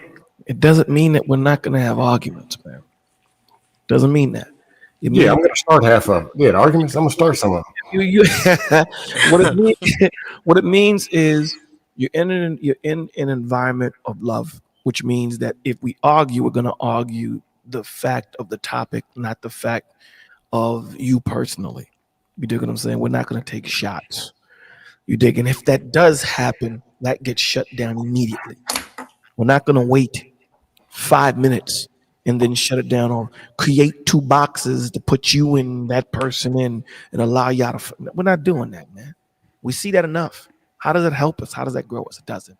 But it doesn't bear fruit to the tree, because I like the argument which you had, Bolo, with you and Izzy. You know what I'm saying? Of the no, my only pushback, or I don't know how you put the quote, how you put it, because you always say like Adam is responsible for the eating, for the you know what I'm saying, of the eating of the tree and everything like that. Like the responsibility is on Adam, but at the end of the day, when God casts his spell, you know what I'm saying, she got the boot of it though. She got like the worst of the deal. You know what I'm saying? And that's like my only gripe. I'm like, I don't know. Like, I'm lost between let me explain chapters. to you. I'm not studied, Right. and I don't have wise counsel. In the Here's the Bible, thing, I don't Charles. have wise counsel. Here's the thing. We're not robbing women of their responsibility and accountability of it, right? We're placing. Okay, let me say it to you this way. Like, all the blame is on Adam. No. There is no. All the That's what I took from it though. Like okay, all the blame is on Adam. Like wow. so let's clear it up. Let's clear it Okay, up. Okay. I'm on mute. All the blame, and then we'll let you get in 84. All the blame is not on Adam, but we have to understand the difference. When Eve ate of the fruit, it wasn't sin because she transgressed against her husband. Okay. When Adam ate of the fruit, it was sin because he transgressed against God. That's what sin is. Sin is when you transgress against God. That's sin, not when you transgress against me. So if you do something wrong to me, that's you transgressing against me.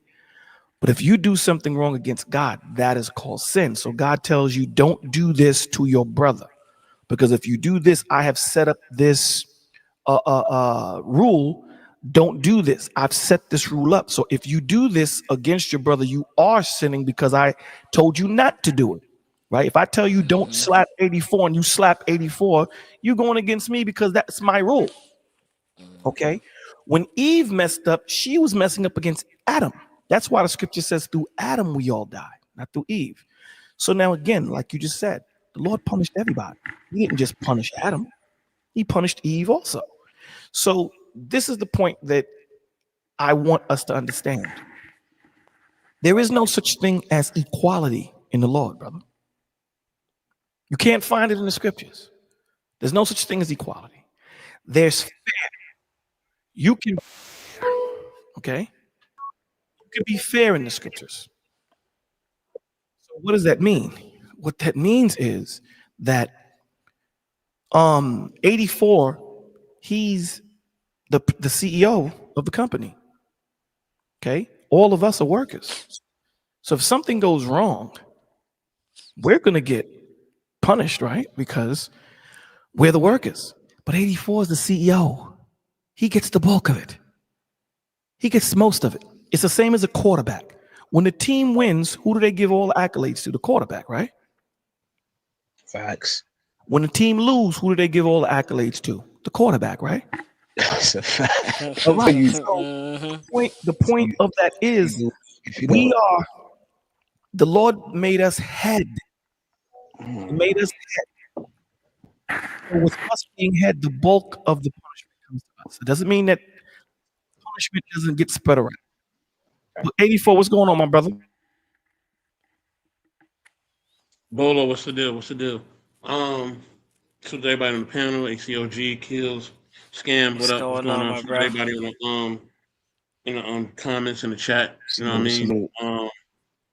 I think I don't even waste my time going on those panels. I just don't. It's a waste of time because you can't have um concise, just intellectually sound conversations. So I won't waste my time. I have too many things on my plate. I have too many things personal and business wise that I need to attend to. So it truly is a waste of time. And I think that I would encourage anybody that's listening or anybody on the panel to not even waste their time even trying to be a part of anything that goes on a lot of these panels because at the end of the day, it's kind of like, you know, a lot of times people see, and a lot of times people see these panels and, it'll seem like it's very popular or people like it or whatever else, right? Well, a lot of people like McDonald's, but I'm not going to eat it. Why? Mm-hmm. Because it's not good for me. It has no nutritional value. So it's the same with a lot of these panels or so say podcasts that don't have any type of thing nutritionally, in the spiritual realm or in whatever realm, mentally, emotionally, whatever. So if I'm not getting fed from this, and all it's doing is taken away from me, and not only that is irritating me, what I mean. I see that it's giving basically negative and false narratives.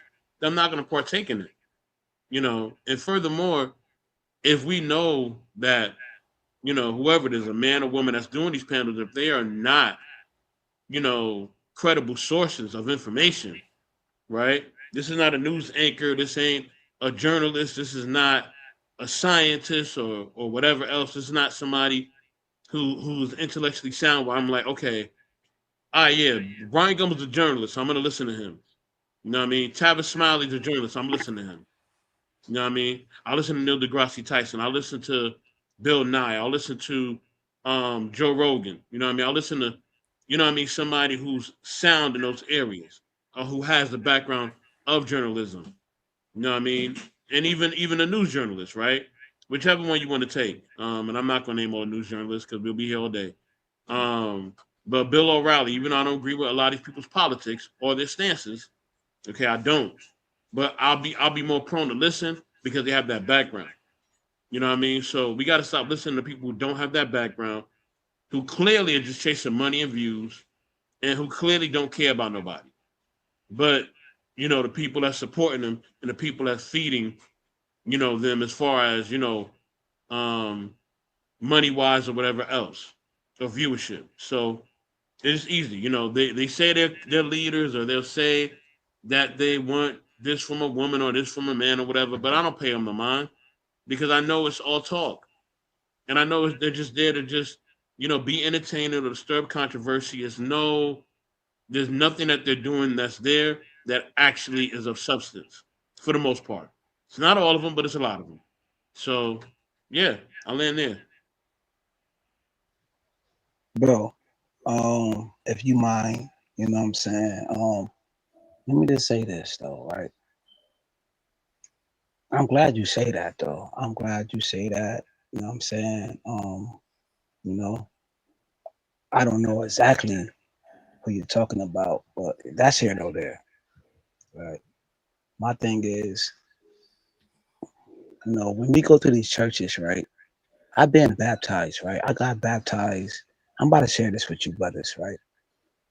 Um, I never got baptized in my life, right? I asked this to my mother. I said, Moms, did I ever get baptized? You know what she told me? She said, Nah, I never baptized you. Cool, right? In these spaces, we talk about um, moms. We got dudes need to talk to their moms because they was raised by their stepfathers and all of this. Your moms tell you this, tell you that, whatever it's called, the son husband, right? I never knew that till I came to this platform, right? My mom's only dealt with three men in her life, which is my mom was married for almost 30 plus years. You know what I'm saying? After that, she had another dude, whatever. He was physical towards me, towards her, whatever the case may be. It is what it is. If these trolls want to listen to this and want to troll me, that's cool. Another dude was my other stepfather who passed away at 93 years old, and he was a veteran. Never spoke ill towards my mom. He was humble. You know what I'm saying? My mom was very radical. She cool though. My mom's mad cool, right? It is what it is. You know what my mom's did? I went to my mom's when I was in my younger years, right? You know what my mom did, yo? She apologized to me. She said, son, I'm sorry that I had only three dudes that she ever dealt with besides her husband. She said, son, I am sorry that I bought one other individual who I ever had a physical connotation with in my life towards you, put hands on you, and you had to strike him back. I was kicked out of my mother home before when I was 13 years old. And I don't want to get into that unless I talk to Bolo. It is what it is with my life, but you feel me? Trust me. I lost somebody in my life that was there to me. I got his Bible right here, and he got it marked off. I'm reading what my brother done printed off, bro. I'm reading his Bible scriptures, bro. When you get the marker, I bet see most people get a Bible, right? But you don't know what it look like when you lost somebody that's there and close to you, and you reading his Bible and you seeing his marks on certain scriptures. That's what I'm reading right now, currently. And Bolo know what I'm talking about. I'm not about to put that right now on display, but Bolo know what I'm going through currently. and I got my people's Bible right here in front of me, and I'm seeing the bookmarks. And I'm not going, I don't want to read that right now because I'm not deep like that. That's why I asked them about Adam and Eve. I'm doing this in baby steps.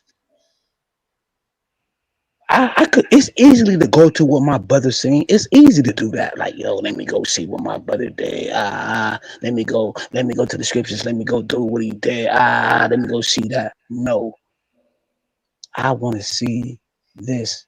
This is my journey. This is my path. Even though I got baptized. It's easy to get my Bible right now and get the camera right now and show you the bookmarks of what my brother got right now and, and show you where the scriptures at. No, I'm not doing that. This is my walk. This is my talk. This is what I'm doing. This is my journey. This is my path. And I'm gonna build with this brother. And I'm on mute. You know what's awesome about that though, Kills? What's awesome about that is that you're not walking this path by yourself because you have your brother's Bible. And it's kind of like when you're reading the verse that he highlighted, it's kind of like he's reading it with you. Like you're seeing, you know what I'm saying? Like he's there with you. Hmm. And that's a beautiful thing. It's a beautiful thing that you're able to tap into it from that And position. you and you know I was yo when you I don't wanna Bolo, you know when I first I got the know, news, I know, I man. was very volatile, bruh. Yeah, yeah. I You was ain't got very volatile. you ain't got to go into it. You ain't got to go Yeah, into it. yeah, yeah, yeah. I'm on mute. I'm on Yeah, mute. like I said to you before, again, although this is a safe place to be in, the hyenas that listen, as you guys were talking, I muted up. Typically, um, I don't mute. There's times when the brethren is kicking it, and I'll mute and just let y'all guys have the conversation. But someone called in the background. Someone called in and show you how the enemy works. Someone calls in the background twice. I sent it to voicemail the first time. They called the village hotline, and the second time they called, and I muted up while 84 was talking, and he says to me, "Am I live?" I said, "No, you're not," and he hangs up. This is what the enemy is doing, dog. The enemy is disturbing the groove. That's a Hmm. fact. They don't That's like his job. yo, Hmm. but That's what it's he's so doing. So Bolo. yes, sir. You so powerful. You so bro. The devil got they soldiers, bro. Absolutely, he does. It's been written. Our Yeah. life, like you always say, brother. It's been written for us. It's been written for us to band up or man up, however you say it, brother. I'm not capping. I could show you, brother. When we get on this journey, I could show you in real life in March when my you know what I'm saying? When he got it right there I in know. real time. In real I, brother, you and Mo Love helped me tremendously in this space. Without y'all, brother, I would have been crashed out. I ain't going to front. I ain't gonna lie. I ain't gonna sit here and play with y'all. I ain't gonna front with y'all. I would have crashed out a long time ago. I ain't gonna front. Bolo, yes, sir. you know I'm very disrespectful in these spaces. I've I seen go you. out Man. the I've I seen go you. out the weather. I don't care, bro. I'm a wolf. I don't care if you got 100,000 subscribers, if you got 2 subscribers. If you play with me, all gloves off, bro. I don't care about that. I walk my path. I made what you say an oath with God. I say you know how they say when you outside. Right. I made my bed and I lie in it. Mm-hmm. I said that a long time ago. My mother never been to none of my court dates. I'm gonna leave it like that. Never been to none of my court dates. My brother did over 15 years in prison. My father, God bless his soul, was a gangster. I'm gonna leave it like that. I'm built for. So you think these dudes in this space gonna play with me? Bro, go to my new upload right now, and I just talk to this dude. Go to my new upload, Bolo, and you know what I'm built. But I don't want to do that though. You I want to know, go to a new leaf. But if you play with me, See, this is I'm my gonna thing. talk to you. I'm gonna talk to you nicely, and it's gonna be disrespectfully though. Let me say this, and then I'll let 84 sound like You 80. understand what I'm trying to say though? I do understand what you're saying, but this is the thing. The one thing that we have to start correcting in our conversation, we have to start correcting is when we say that that person made me do this. No, hmm we have to stop giving people access and control over us, bro. No one can make you upset. Do you ever notice that you can, like, let's say by mistake, and I know all of us on stage have done it. You ever cut somebody off by mistake? By mistake, you cut them off, you didn't see them, and then you throw your hands up to just say my bad, and they just smiling. Like, if that was you, you would have chased these people down and cussed them out, stuck your middle finger up. You see these people that just they don't let these things bother them. Why? Because there's bigger things that I need to do. There's bigger things, brother. And when you give access to these things, when you say, listen, man, life is 10% what happens to you and 90% of how you respond to it, period.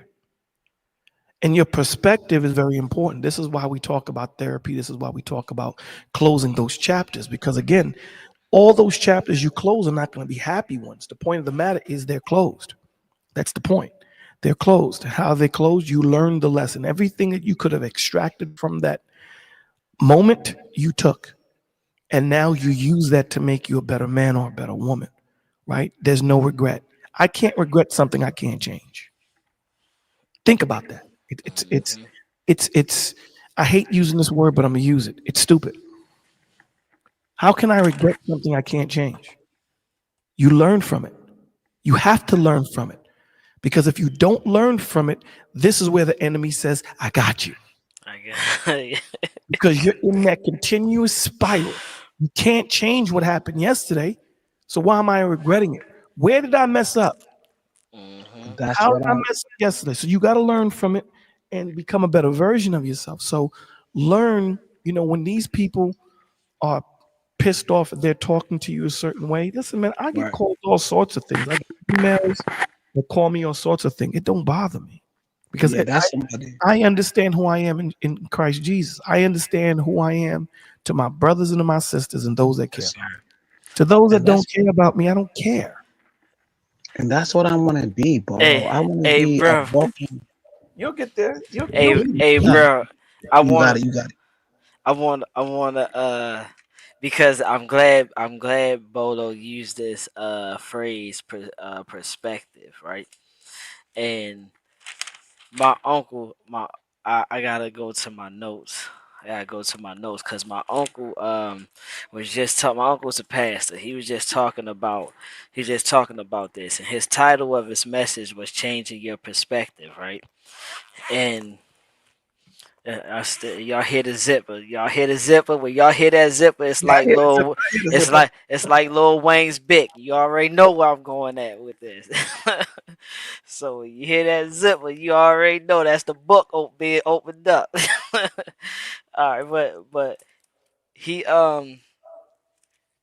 Lamentations 3. That's what he was going. That's what he was in Lamentations 3, and and he was speaking about changing your perspective, right?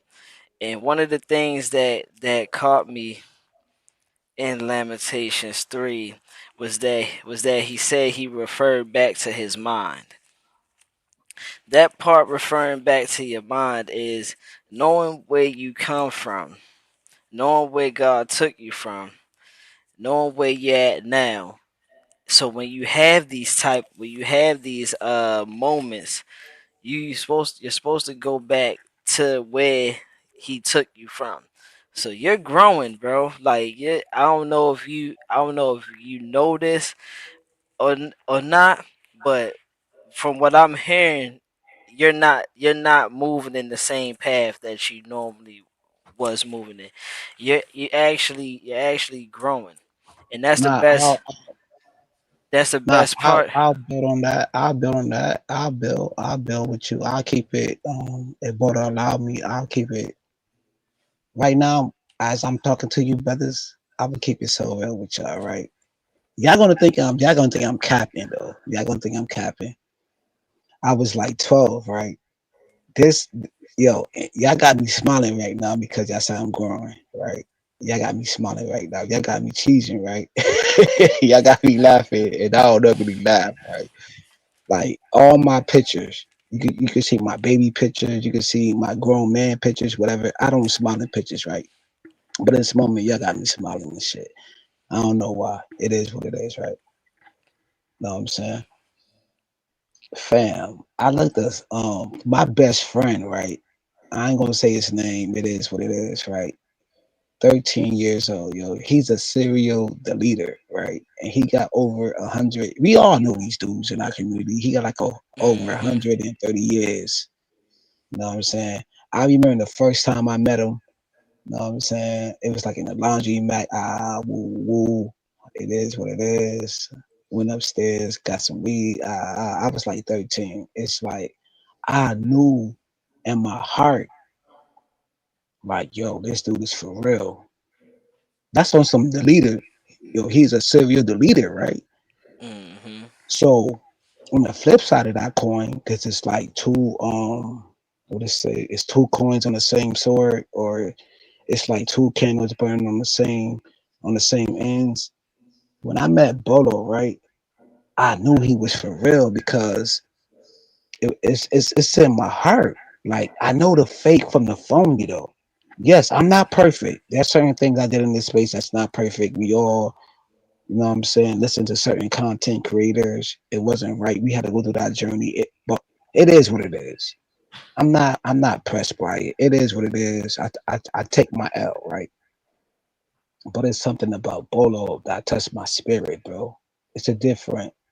I don't care about that. I don't care. You know what I'm saying? I know the leaders. I know young the leaders. You know what I'm saying? Right now, I just want to be a vessel of my community because I'm looking out for these kids in my community. There's no litter.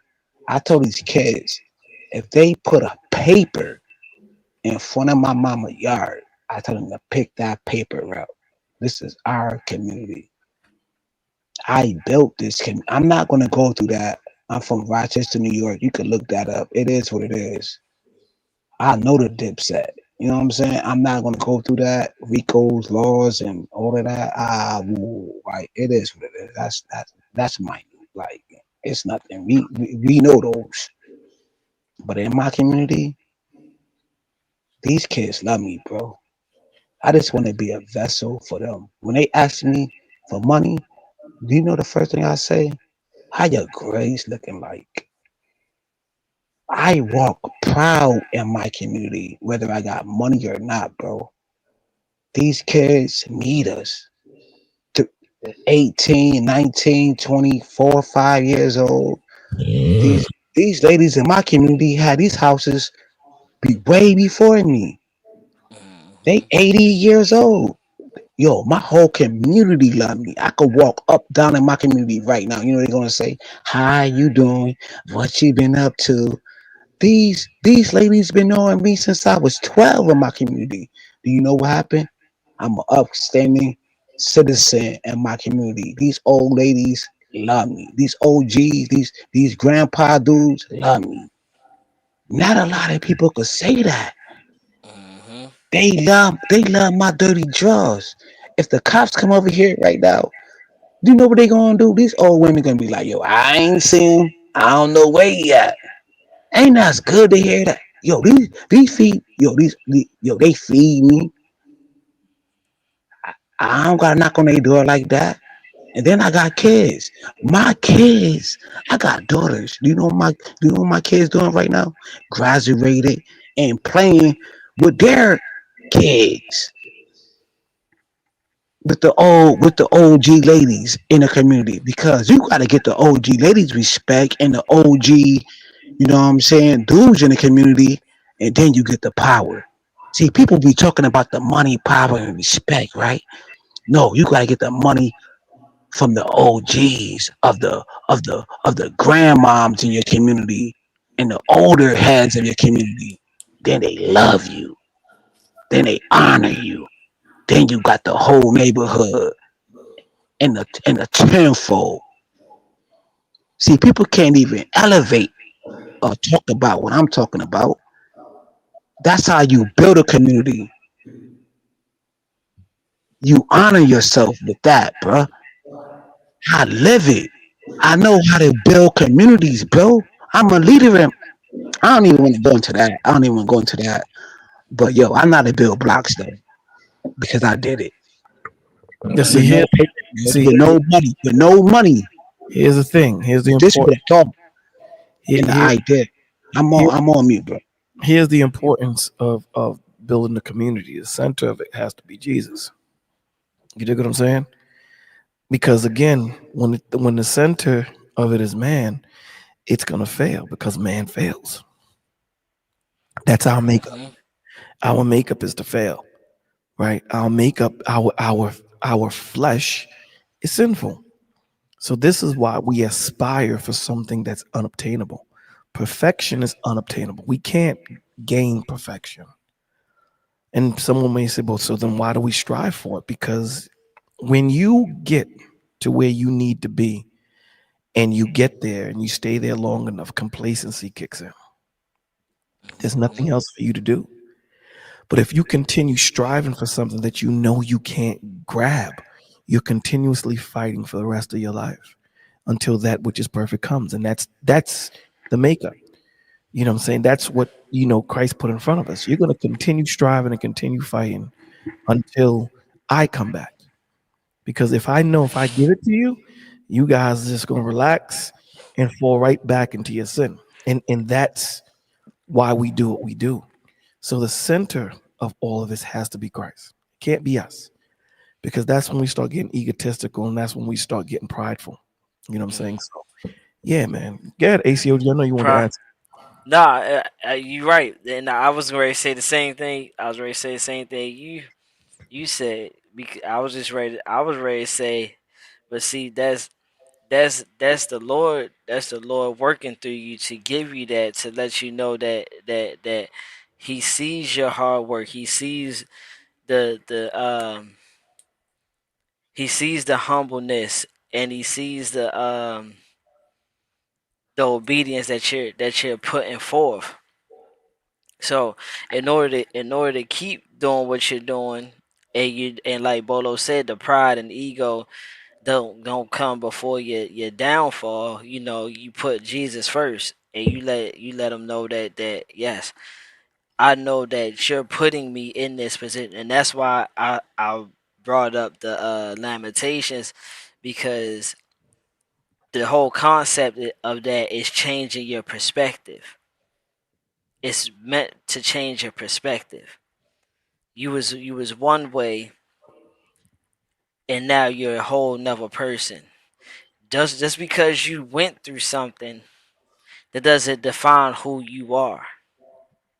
Because you've been through rough, everybody been through rough times, but that doesn't define who we are. We was put through these rough times. We had to go through these trials. Some of us had to face tribulations in order to understand what the trial was. So we had to go through these things to build us to be a strong person, that the strong individual that we is. And that's what you're going through now. You're understanding now, I've been through something, and I don't want my people to go through this. That's a whole So you got to change. So now you're changing your perspective, right. because now it's no longer about you. It's about the people. That's a fact. And That's that's Jesus. and that's what Jesus' whole mission was. It wasn't about him. Even though he had all the power in the world to do whatever he wanted to do, it wasn't about him. It was about Right. changing the perspective of the people. Right. And and being then and being I that need example clarification.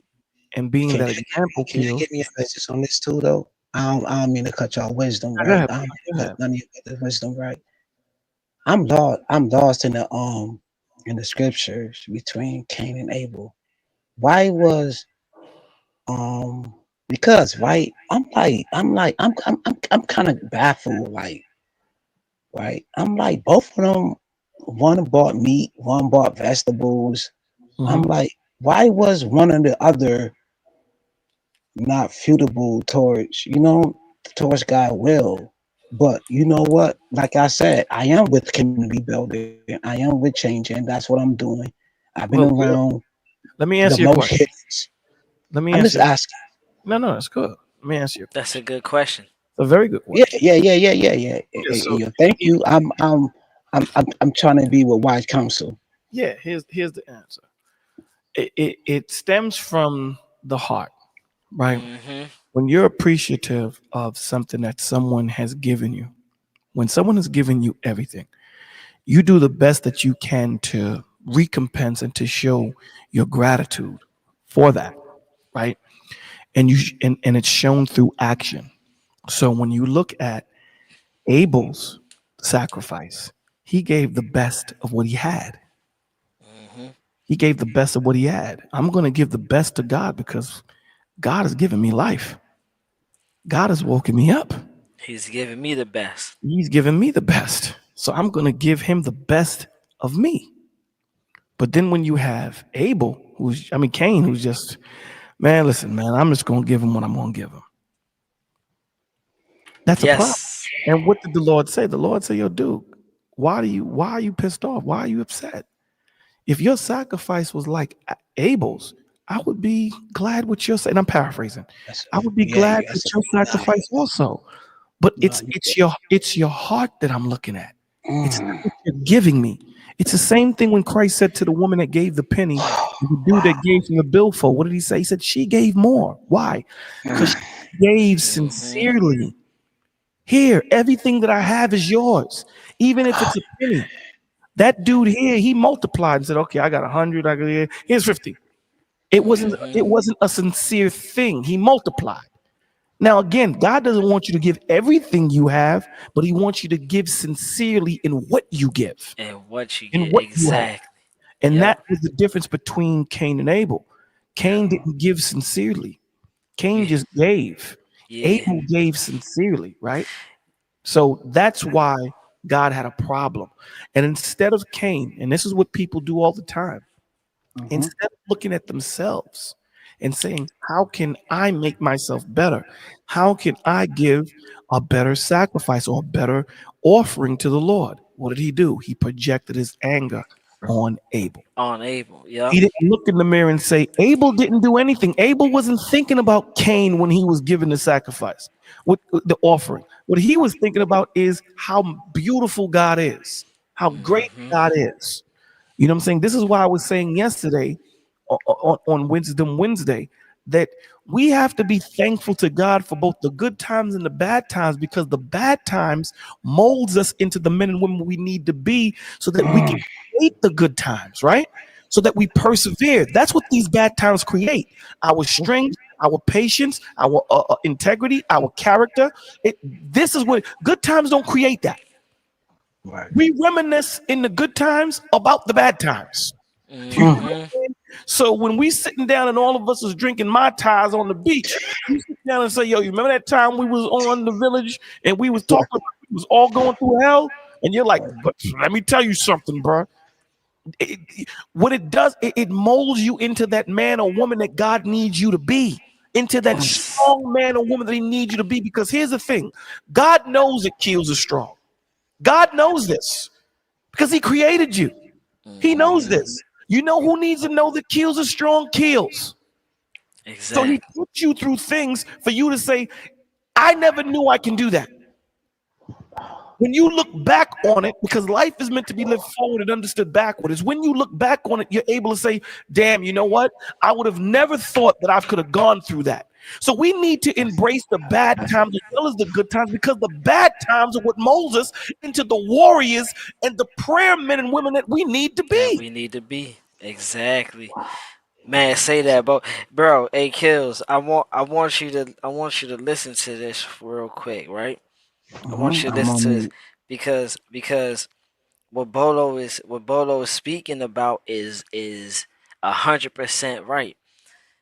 And I covered this on a live I did about trials and tribulations, right? So when we look up the word trials, right? Trials trials is a test of faith that produces spiritual growth and maturity. Trials are hardships, adversities, or suffering that refine a believer's character, strengthens their resilience on God, and demonstrates the power of Christ in their life. So, although we go through trials, we're going to face hardships. We're going to face sometimes that, is maybe seem like it's going to break us at a point. But that doesn't mean we stop believing in who God is. Doesn't mean we stop believing on the power that God has for us. What it is that it's supposed to make our belief system stronger with Him. It's supposed to make our faith stronger with Him, knowing that what Bolo, God would never leave nor forsake us. He's always going to be there with us. He's going to guide us through these hard times. He's not going to let us he's not going to give us more than we can bear. If he put us through this, he put us through this for a reason, because he has a better mission for us on this plane. But we get so caught up in our pride and our ego that we feel as though, why it gotta be us that we gotta go through this. It feels like we're the only ones going through this. But it's really not. It's really not. It's everybody who's gonna go through something in life. Whether it be hard, whether it be easy, we're gonna go through something. Even it, and I refer to this. I like using this analogy. It's like taking a test. No matter how many times we study for a test, some test is gonna be hard. But then we got tests that we study for, and we sweep straight through that joint, easy A. But then we got these other tests that's like, I don't know. But that doesn't mean we give up. No, we studied for a reason to pass this test. Life is gonna be full of tests, bro. It's gonna be full of tests. This is why we go through the stuff that we go through, because he's trying to make us spiritually grounded within him. That nothing in the world is above him. What did it say, Bolo? What verse is that, Bolo? Where evil abounds, grace abounds much more. Let me look for it for you. I think it's Romans 5:20. I always get it confused. I think it is though. It starts with a law abounds, uh evil abounded, but grace abounded Is that, much more. I think that's Romans 5:20. Yeah, yeah. So no matter where you at in this world, no matter where you at, the Lord is always going to be present. He's always going to be greater than what comes out of this world. Period. Period. I want to play something for you, Kels, and we're gonna get struck for it, but the hell with it. Let's get struck. I don't care. We're we gonna we get struck we for it. cooking tonight. We Yeah, yeah, cooking yeah, yeah. tonight. We cooking tonight. This thing right here, this right here hits home, and I hope it hits home for you as it hit home for me. You know what I'm saying? That it's it was this was an important speech. I think one of the best writings that um this guy Sylvester Stallone ever has done in all of his movies. So let me let you hear it.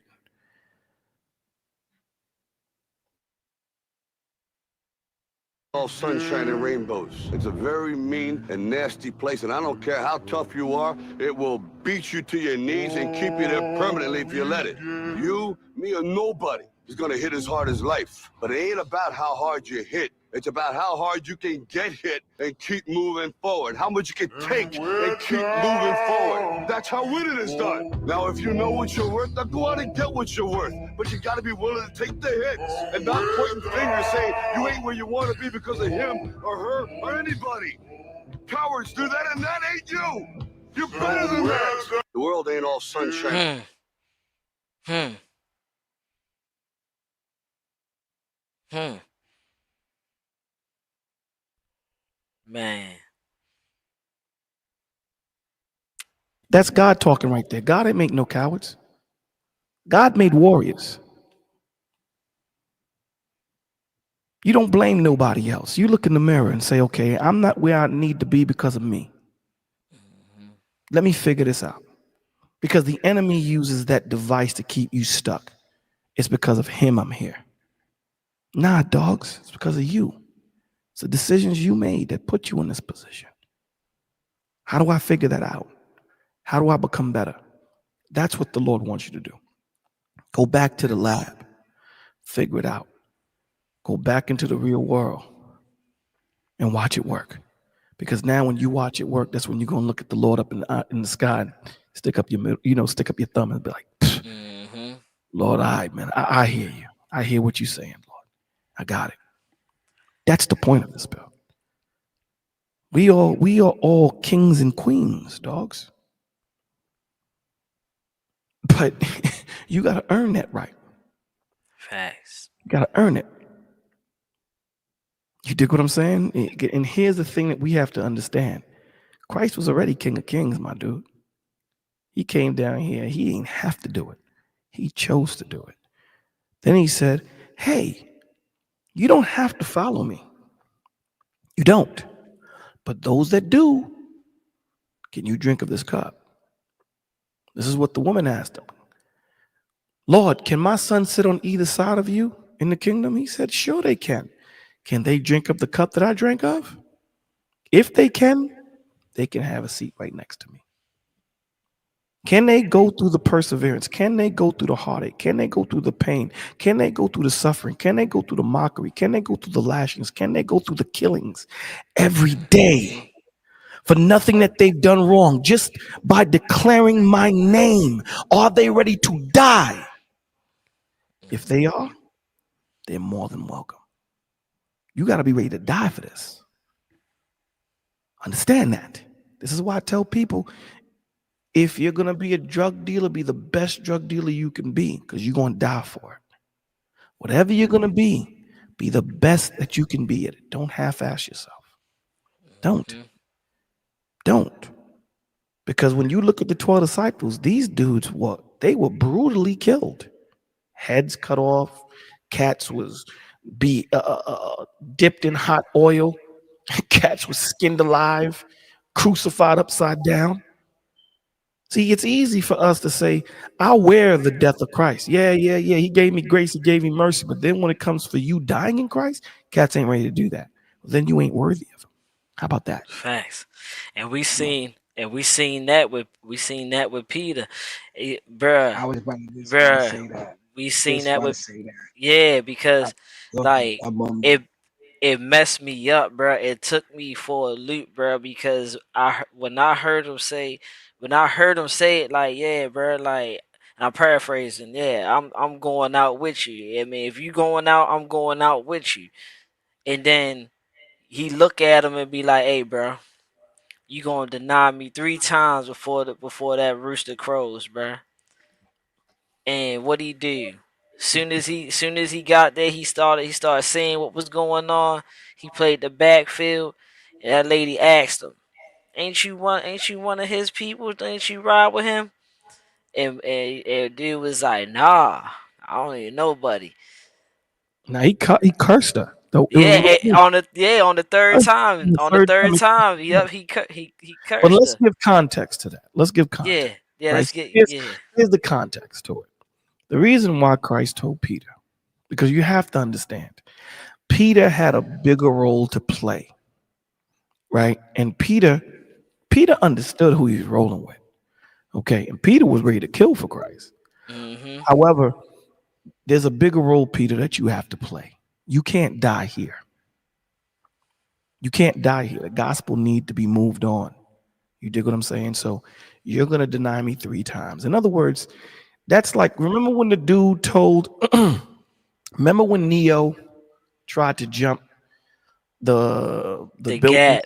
the gap, Yeah. and Neo fell, and then Cypher said to him, "Don't worry about it. We all fall the first time. No one's done it the first time." That's what Christ was telling Peter. Dogs, you're going to deny me 3 times. Don't worry about it. Right? Because if he didn't say that to Christ, if Christ didn't say that to Peter, Peter would have probably took his life. But he said it to Peter to give him solace. That, your Duke, I already know you love me. I already know it. Mm-hmm. Deny me 3 times. Peter was scared for his life. But you have to understand something. Christ speaks to the, the finished product. He doesn't speak to the process. He talks to the finished product. We've seen that with Joseph, right? We've seen that with Esther. He speaks to the finished product. But you have to get there to that finished product. Jeremiah 29:11. I know what I have planned for you. So this is why he said that to Peter. Because can you imagine you just denying Christ 3 times and Christ not saying nothing to you? Exactly, Ron. Mm-hmm. So Peter, you're Bolo, the rock. You are the rock. You're the cornerstone, my dude. You're the rock. So Peter Bolo, that, he had to deny him at that point right there. It was written. That's why he told him that. See, sometimes God will tell you something to kind of relinquish the pain that you're going to feel because you don't understand it in the moment. Mm-hmm. Peter didn't understand what Christ was telling. I would never deny you, Christ. Dude, let's know what I'm saying. You're Listen. gonna deny me, brother. Nah, I would never but Christ. I do such and such. can And I then build when on you get Esther there, though? say it I again. don't know Esther. I don't know Esther like that, right? We Maybe just finished reading. We just finished I reading this. bypassed the scriptures, whatever. But I know when she was Esther did a lot of great things. Don't get me wrong, right? This is this going off of. I'm not saying point for point or this and that, right? Sounds like Like, when people yo, say that, when you read Esther, bro, right? it's kind of like, yo, bro, it's kind of like, yo, the king call you. Maybe I'm wrong. Bolo could correct me. And then that's when God was like, yo, even a poor man, rich man, you know what I'm saying, can have say so over their household or whatever the case may be. And that's where even women's overskip that because she didn't go to the king. She was missing. She did great things. Don't get me wrong. She did la la la. She did You talking all the great things with the Jews or whatever. about right? Maybe I'm wrong. No, you probably got the wrong book, brother. Maybe I Because got the wrong. Esther was a Jew who was married to a Persian, Right. Okay. Artaxerxes the first, right? Um, Right. so Esther, when you read that book, which we just finished reading, um, everything that was done, she did it through her husband. She didn't do it by herself. She went to her husband. So it's Okay. probably the wrong story you're talking about. She went to her husband and she understood that. Listen, she told her cousin Mordecai, listen, man, I can't do this. You know, if I go to see my husband, there was one point where she said, listen, for you to go see the king, my husband, you got to have the scepter. If you don't have the scepter, you die. So you can't just roll up on him like that. But I understand if I don't do this in this moment right now, that my people can die because this guy named Haman had tricked the king, right? To write a decree to kill all the Jews. So she said to Right. herself that if I don't go in there and do this, my people are going to be wiped off this earth. So if I die, I die. It is what it is. And she went in there. So the Lord used Esther to go in there and get what she needed to get done through her husband. So the Lord can use anybody and anything to get the outcome that he needs. But Mm-hmm. the one thing about Esther that stands out different than any other book is that God is not mentioned in Esther. Neither is Lord. And the purpose of that is to show you that even though God is not mentioned, even though you may think in your life that God is not prevalent, even though you may think that all of the things that you're going through, that God isn't there, when you read Esther, God was moving everything. God was Oh, doing it all, right? Moving so many different pieces for one miracle. So what does that show you? That shows you that even in your life, when you're going through so much and you think that God is not there, he's always there with you. He's never not been there with you. Never. And how do you know that? You're here to talk to me about it. Mm-hmm. yeah, but let me just. I don't know, man. I need to find. I'm not gonna say the Esther. I believe Right. you on that. That's, you know what I'm saying. Hmm. I believe in my heart when you talk about the Bible, you're not supposed to debate it. You're not supposed to argue or none of that, dispute it or whatever the case may be. You're just supposed to build upon it Hmm. and be respond to this conversation that's at hand. But I think that I don't know. Maybe I'm lost in some translations. It was a queen or whoever, and they was like the rich man or the poor man. There was like a queen or whatever, and she didn't come to the king or the god, and it was like even the poor man or the rich man may have castle over their house. You know what I'm saying? Like over their house, Hmm. like from the rich man to the poor man.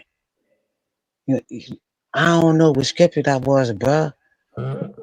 It's a scripture where it says even the poor man or even the rich man may have rulership over a house.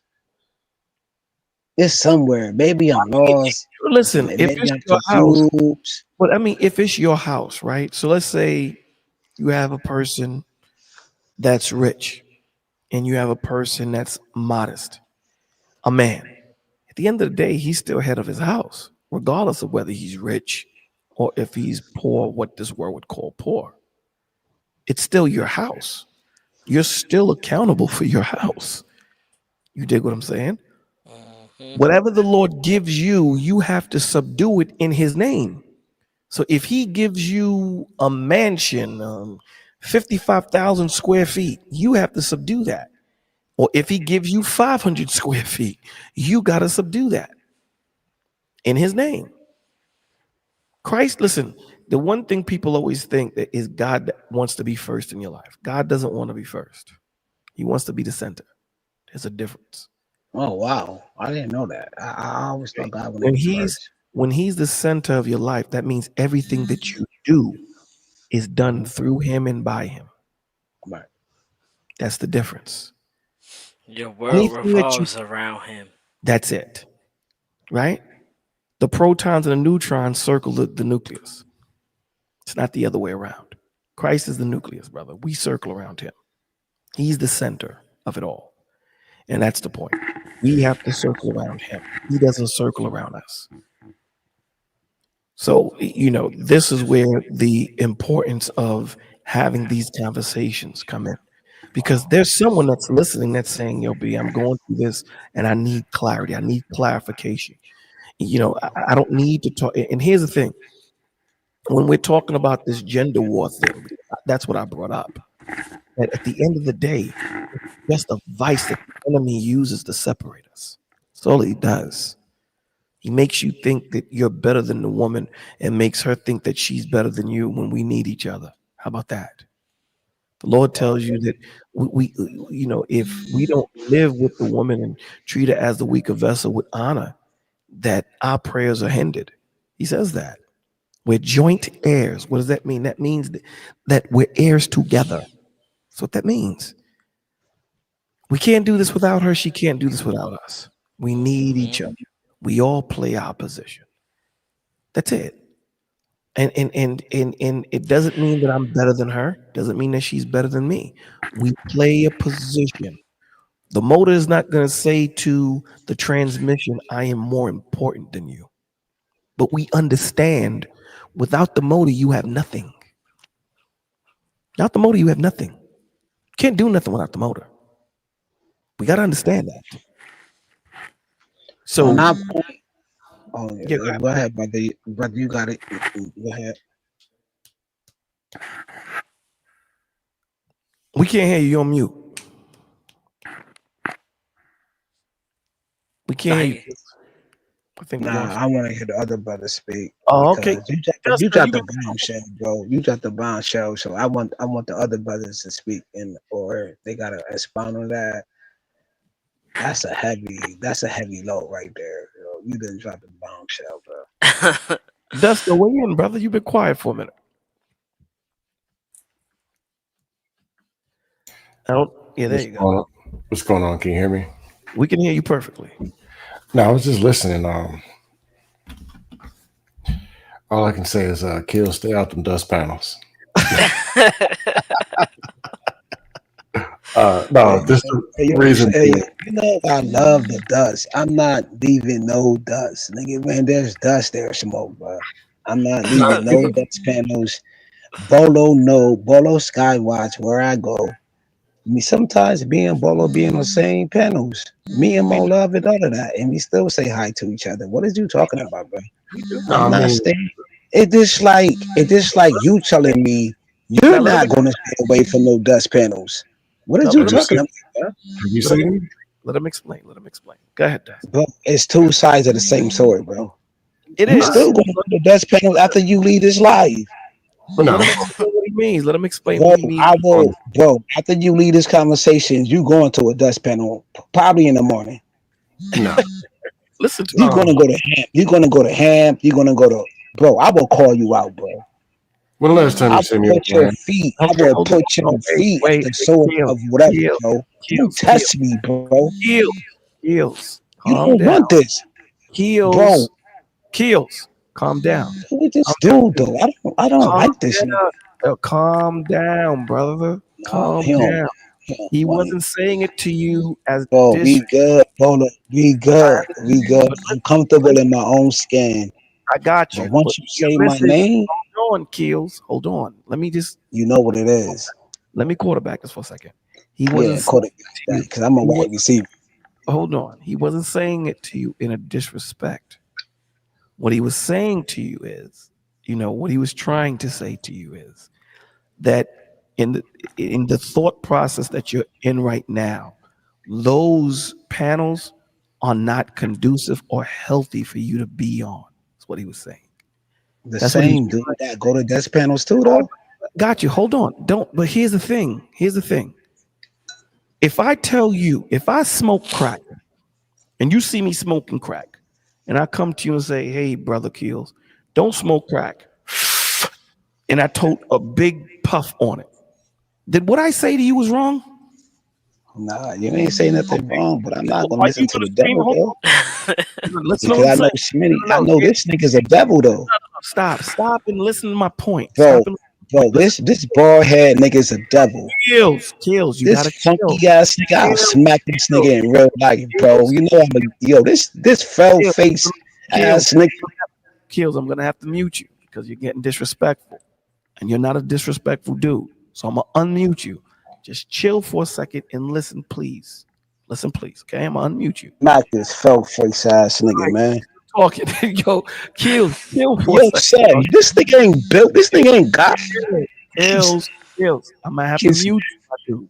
I'll Kills. I'm gonna smack the nose off his face. Who the fuck is him? kills. You're gonna have to stay on mute now, brother. You're gonna have to calm down because right now you're getting beside yourself. He wasn't trying to disrespect you. He Damn, was I'm trying. built like that, yo. I understand you're built like This that. dude What I'm is saying, funny. He did a kills. Do you respect me? Well, let me unmute you. Do you respect me? Do you respect me? Keep me kills. swear to God, yo. Okay. Do me a favor. If you respect me, do me a favor. Please calm down. Please calm down. Please calm down. So we're gonna work through this, brother. We're gonna work through it. This is not a conversation that we can't work through. Okay. What I'm saying to you is that he wasn't coming at you sideways, my dude. He wasn't coming at you sideways. What he was trying to say to you before you cut him off was stay away from those panels because, again, you have to understand you're in a vulnerable state, brother. You're in a Mm-hmm. vulnerable state. As you said, we didn't say it. You said, I'm in a vulnerable state right now. I'm trying to figure this out. I'm trying to figure this out. I'm trying to get to where I need to be, which is cool because all of us are trying to figure it out, right? All of us are trying to get on the good foot to get there. Some have better paths than others. What he's saying to you is those places that you go to where it gets crazy, he's saying just for a little while, stay away from those places because it can deter you. That's all he was saying. It wasn't a I disrespect. don't want to hear. I don't want to hear nothing. Hey, yo, Bolo, respectfully, but Yes. disrespectfully, I don't want to hear nothing he got to say to me because I Let me know ask where you you're why. getting this. Let Yo, me this ask you why. dude. Hey, yo, Bolo, Why? And without hear me out. cussing, Hear me out. Hear me without out, brother. cussing, I'll listen to you without cussing. Tell me why. No, I ain't gonna cuss. I ain't gonna cuss. This dude Okay. right here got a track record. I don't even want to talk to this dude. Me and this Okay. dude don't got nothing to talk about. Okay. I don't believe him. I don't trust him. I will never hit him up. I will Okay. never communicate with him. I would Okay. never build with him. I would never do nothing with him. He's obsolete to me in my Let me life, right? let me ask you a question. Hold on, but you, I Right. will build with you behind the scenes Okay. because I trust you, Right. right? And it's Hmm. dear to me because I put my trust into you and Right. more love. This dude right here, Okay. Let me nah, ask, let me ask you a question. never, Let never me in life, okay. Let me ask you a question. Why don't you trust him? Why? bro. We gotta go behind the scenes for that, bro. Because Okay. I don't want to put his business. I don't Okay. want to put his Then don't. business out there Okay. on So then don't. So display. then don't. Okay. So then I've don't. been So then, watching this dude for years, bro. I don't want to okay. go through that because Okay. So stop. So you're saying, from what I'm gathering, you're saying from what you've seen in the past, well, from what you've seen in the past, you know what I right? gather in the Gathered from the past. past, what you've gathered from the past, you're holding that right now, and saying that this is not a person I would want advice from, which is cool. Yeah, he don't got no. He Okay, never. listen, He's not right. fruitful. But He's not fruitful, let me ask you this. Let me ask you this. Let me ask you this. Can a person change? man. I'm asking you. I don't trust I didn't nothing ask you that. I didn't ask you that. I asked you, can a person change? in my world. Go ahead. Yeah, in your Nah, world. man. Nah, man. Nah, So you're man. You saying. can't So you're change, saying in your man. world. Let me ask you a You question. Let me gotta ask show me that. You gotta show me you changed though, like you. Okay. in So real then, time.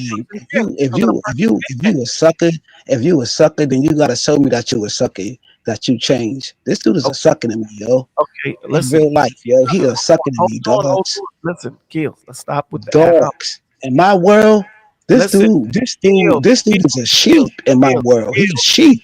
my dude. A Listen to what sheep I'm can't saying. dig in my world. Right, Gills. I Listen, deal with wolves.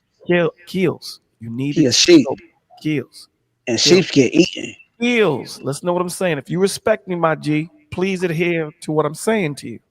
You dig what I'm saying? If you respect me, because I respect you. And I the one respect you All too, right. but And in the my one thing I'm world, not, bro, hold on. The one thing I'm not going to allow anyone to do is disrespect you. So I can't allow you to disrespect him. Even though I you may man, feel, then I digress. Then I'll leave the platform, bro. no, I'm not At the asking you moment, to leave. I'm not asking you to leave. nah, What I'm bro, saying I'm is, not. hold I'm on, not. I'm. kills. Listen to what I'm saying to you. You can have a disagreement. No one is saying that you can't have a disagreement. No one is saying that you can't feel a certain way and articulate what you're feeling. What I am saying is there's no need for the disrespect. I can sit here and say, listen, me and Keels and we don't get along. Why?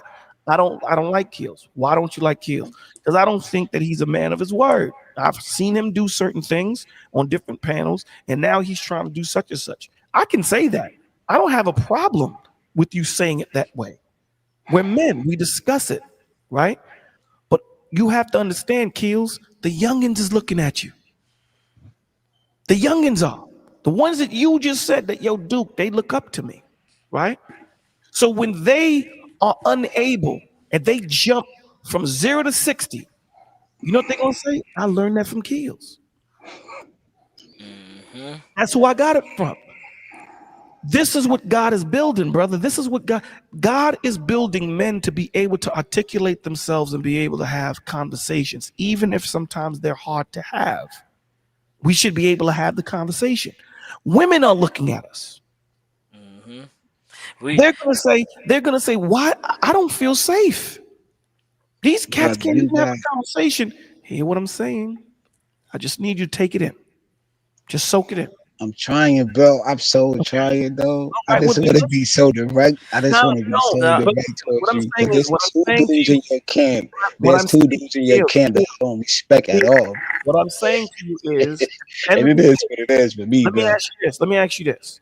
I'm Christ, built for it. Christ could have did a whole bunch of stuff, Hey, but he didn't. Right? He didn't. Right? So that's what Christ calls us to do. He calls us to refrain, control your emotions.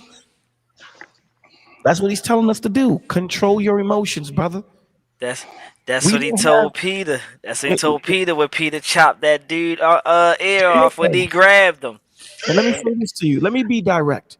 We don't be have the direct, leisure. bro. Let me be direct with you. We don't I be have direct the with leisure. you. You Listen, be direct with me, bro. hear me out. I'll Hear me tell out. you. Hear me out. We All don't right. have the leisure that women have. Women can be emotional. Men can't. We don't have that leisure, dog.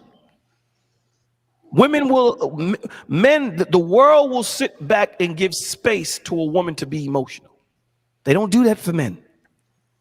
So we have to do our best to stay together, even though at times we're gonna lose it. I'm not telling you we're gonna have it together 24 hours a day, 365 degrees, Right. 365 days a year. But the point of the matter is to try and reel it in. Don't continue being emotional. You dig what I'm And saying? I'm So I'm trying now. there you My go. blood is And I boiling. appreciate it. My I boiling is boiling with listen, this cat. and I appreciate that. I appreciate you trying. I appreciate that. What I'm saying to you is, if you can't get the words out right now, you can't Nah, get. I'm listening to you. I don't want to get the No, words no, out. that's I'm what I'm on saying. mute. What I'm saying is, if you can't get the words out to say it in a way where we can Nah, have the. I don't want to do that. I don't know how to get the So then words out. you. I So just then want you. to So snap. then you. Right? So then you. So then you. I'm being cool and calm. You know what I'm saying? Okay. I'm on mute with I this cat appreciate that, right brother. here, I man. appreciate that. But I here's know the he thing. don't want no smoke. But here's the thing. I don't want disrespect coming anyway.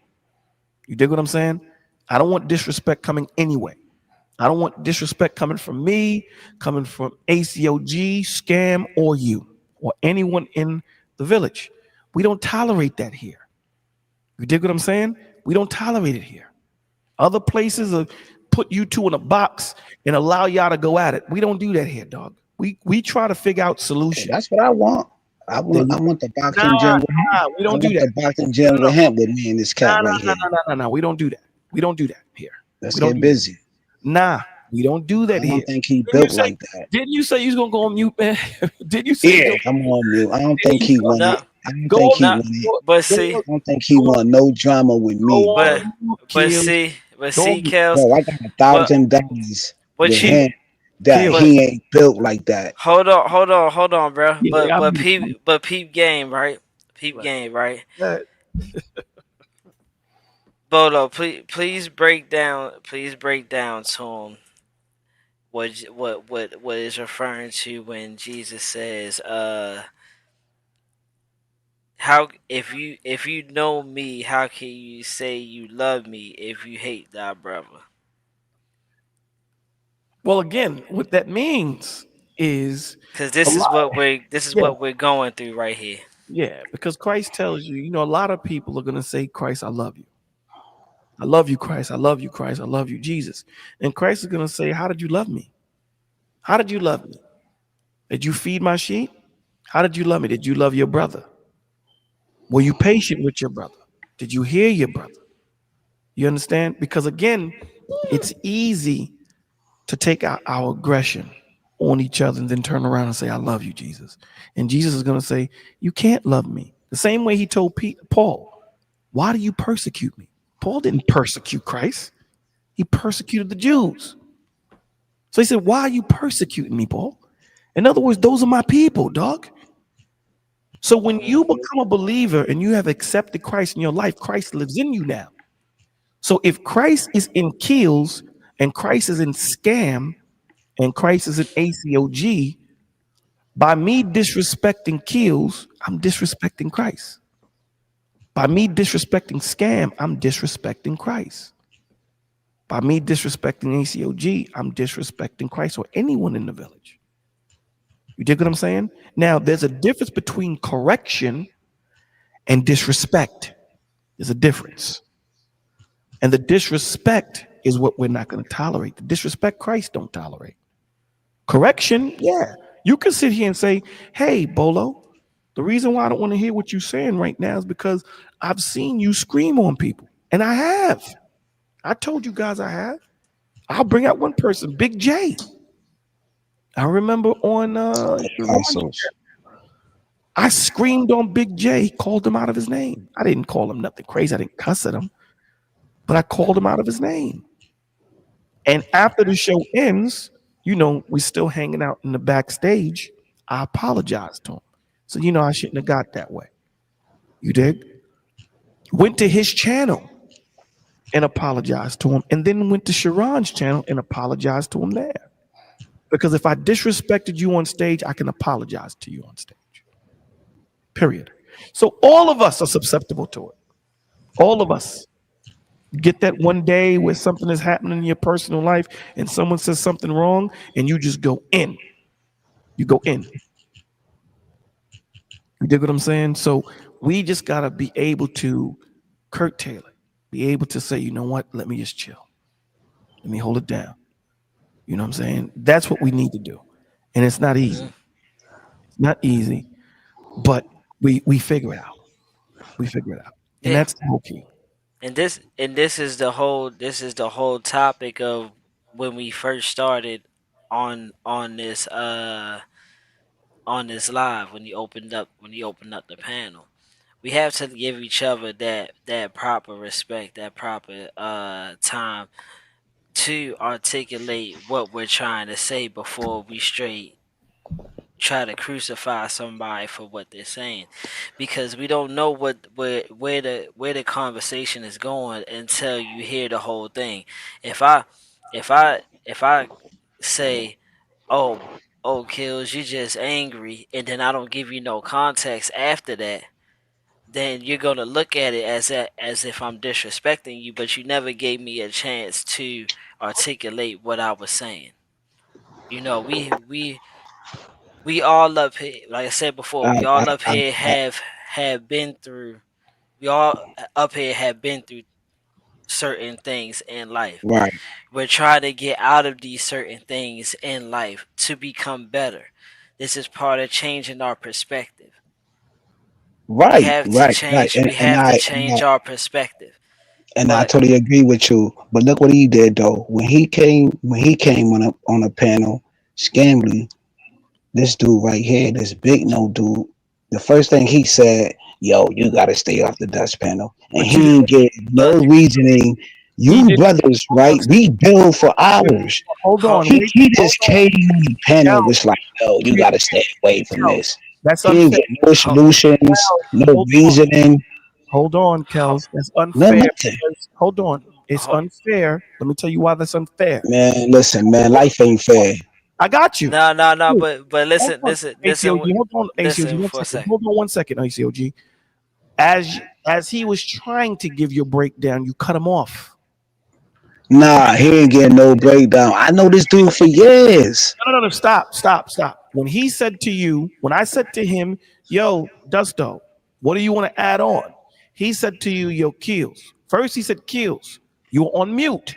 He then said, Keels, stay off those dust panels. And as soon as he said that, you went in. You said, Yeah, like nigga, is you watching me? Is you Sky watching me, nigga? Do you hold know on, what No, I'm no, about? no. But hold on, Say hold on, names, nigga. hold What on. panel I be on?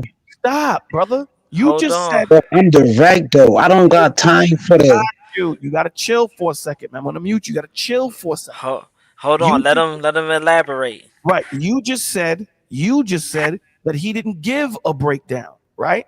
He said to you, Keels, stay off those panels. And before he can give you clarity and understanding on why he said that, you went in, just like you did with me just now. You didn't give him a Bro, chance. He was gonna give you a reason. Hold on, no, listen. he wasn't. He was okay. So let's allow the floor. Yo, bro, I got Brad, he won't. Hold on.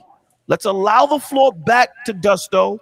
and let him finish. That's his name, Dust. That Hold nigga on, Dust. hold on. If he wasn't gonna say anything, let's allow him the floor.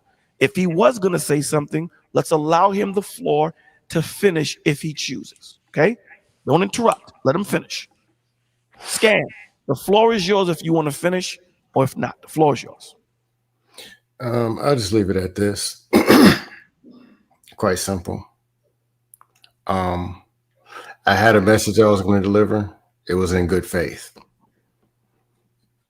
I'll just leave it at that. Bolo knows me. My first time seeing ACOG. And I haven't had that many conversations with Kills, but he shared his personal story. So I saw him going through some things. No judgment. Ain't nobody better than nobody out here. I had a simple message I was going to deliver in good faith. I'll just leave it at that. So you don't want to deliver the message? No, tell us. I mean, you could deliver the message whether he wants to accept it or not. I think you should deliver the message. That's my opinion. Okay. Karate Kid 2. Mr. Miyagi told Daniel, son, the best way to avoid a punch is don't be there when the punch is being thrown. So if it gets to a point where the conversations are becoming malicious internally, where they're hurting you and you're mad, your blood pressure's up, you want to all that, the best thing is not be there if that's what you're going through. Fam, I'm always there. Like, if that ain't the case, I'm always there. I'm always there like Slim. Kill, finish. But I was saying it in the manner I was saying it is, how can I say it? We all understand the language of pain. Nigga, you from the bad guy channel. Shut up. Kills. We also understand the language of agitation, and there's nothing there that's positive for us, but more pain and more agitation. That's all I got. Uh-huh.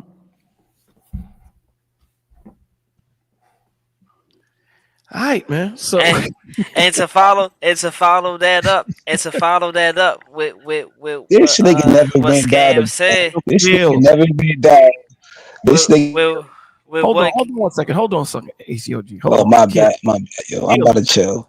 Hold on. Check this out, brother. Because now you disrespected me, dog.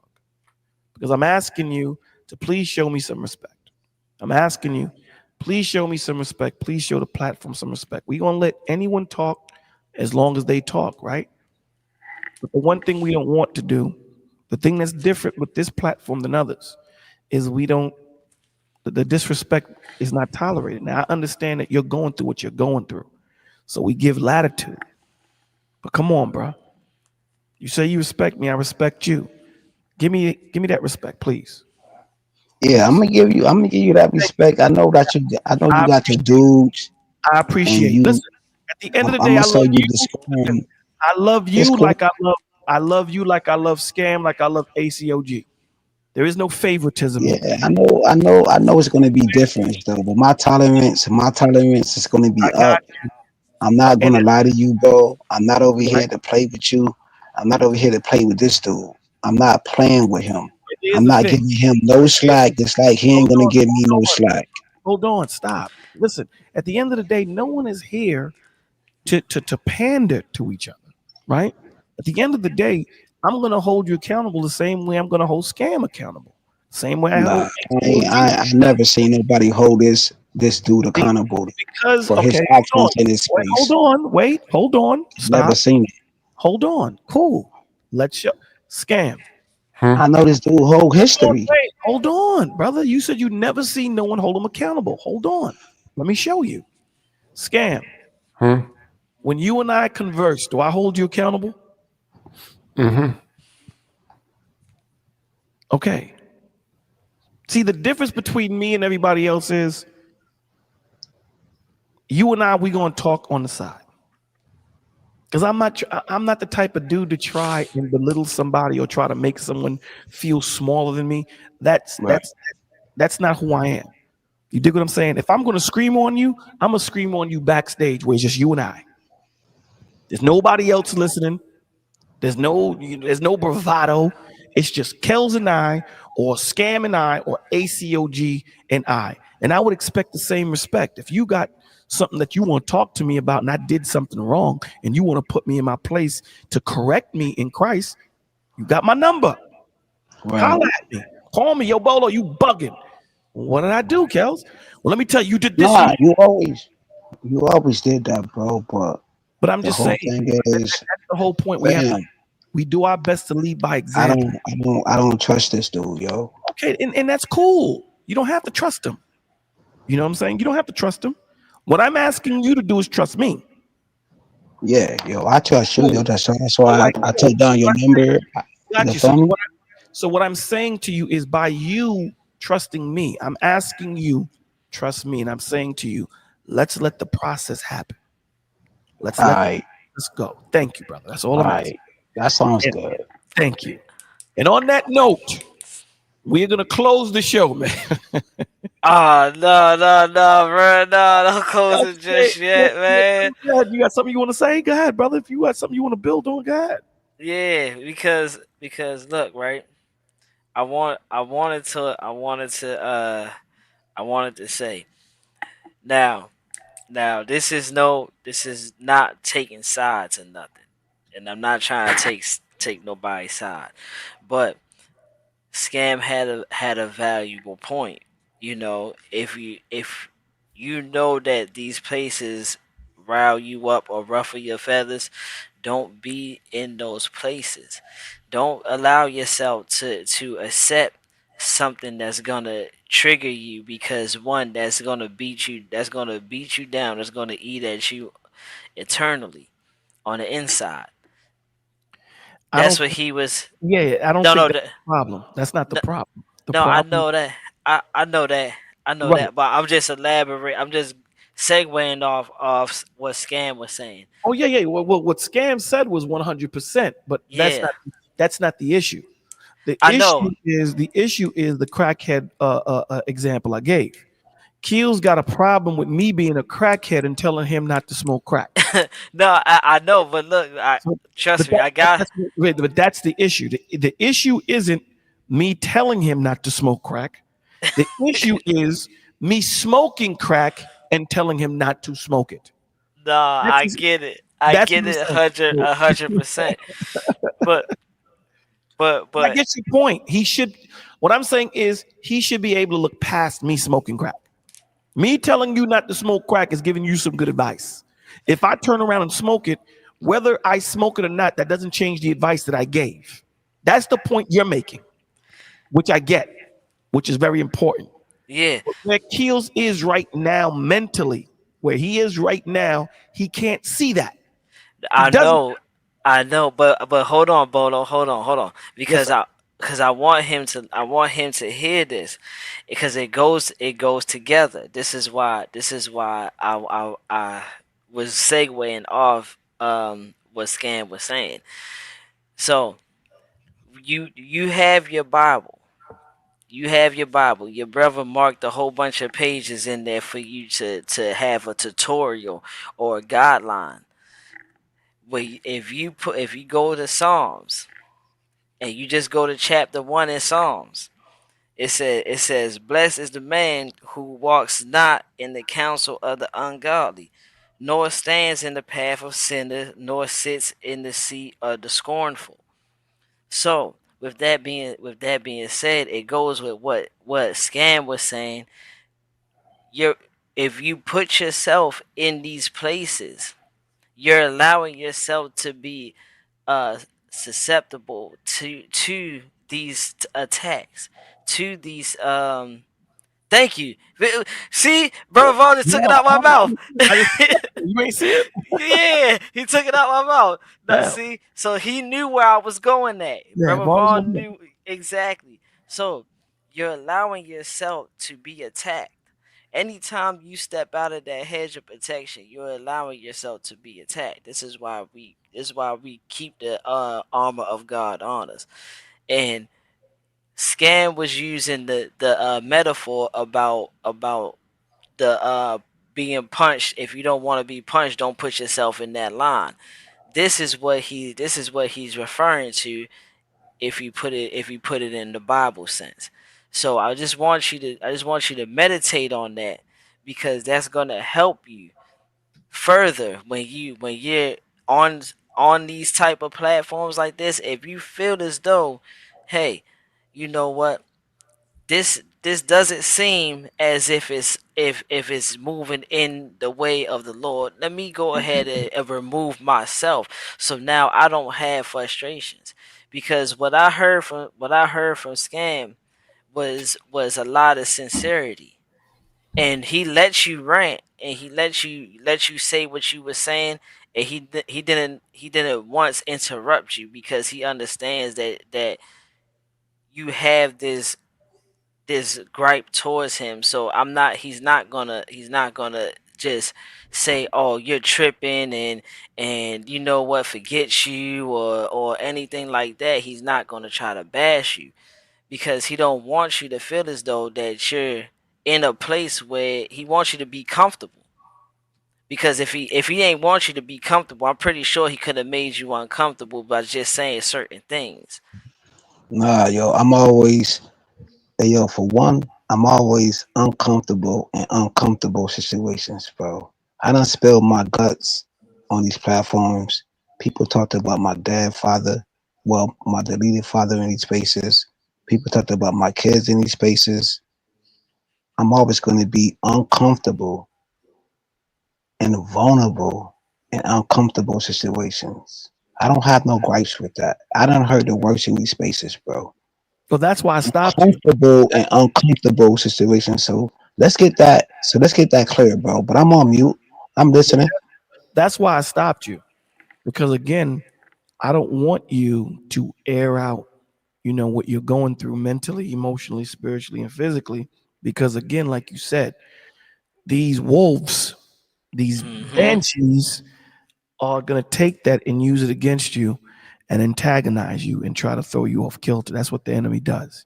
You know what I'm saying? Fact. So I'd rather have those conversations offline where it's just you and I, if you choose, and we can, do some work to get you to where you need to be as far as healing.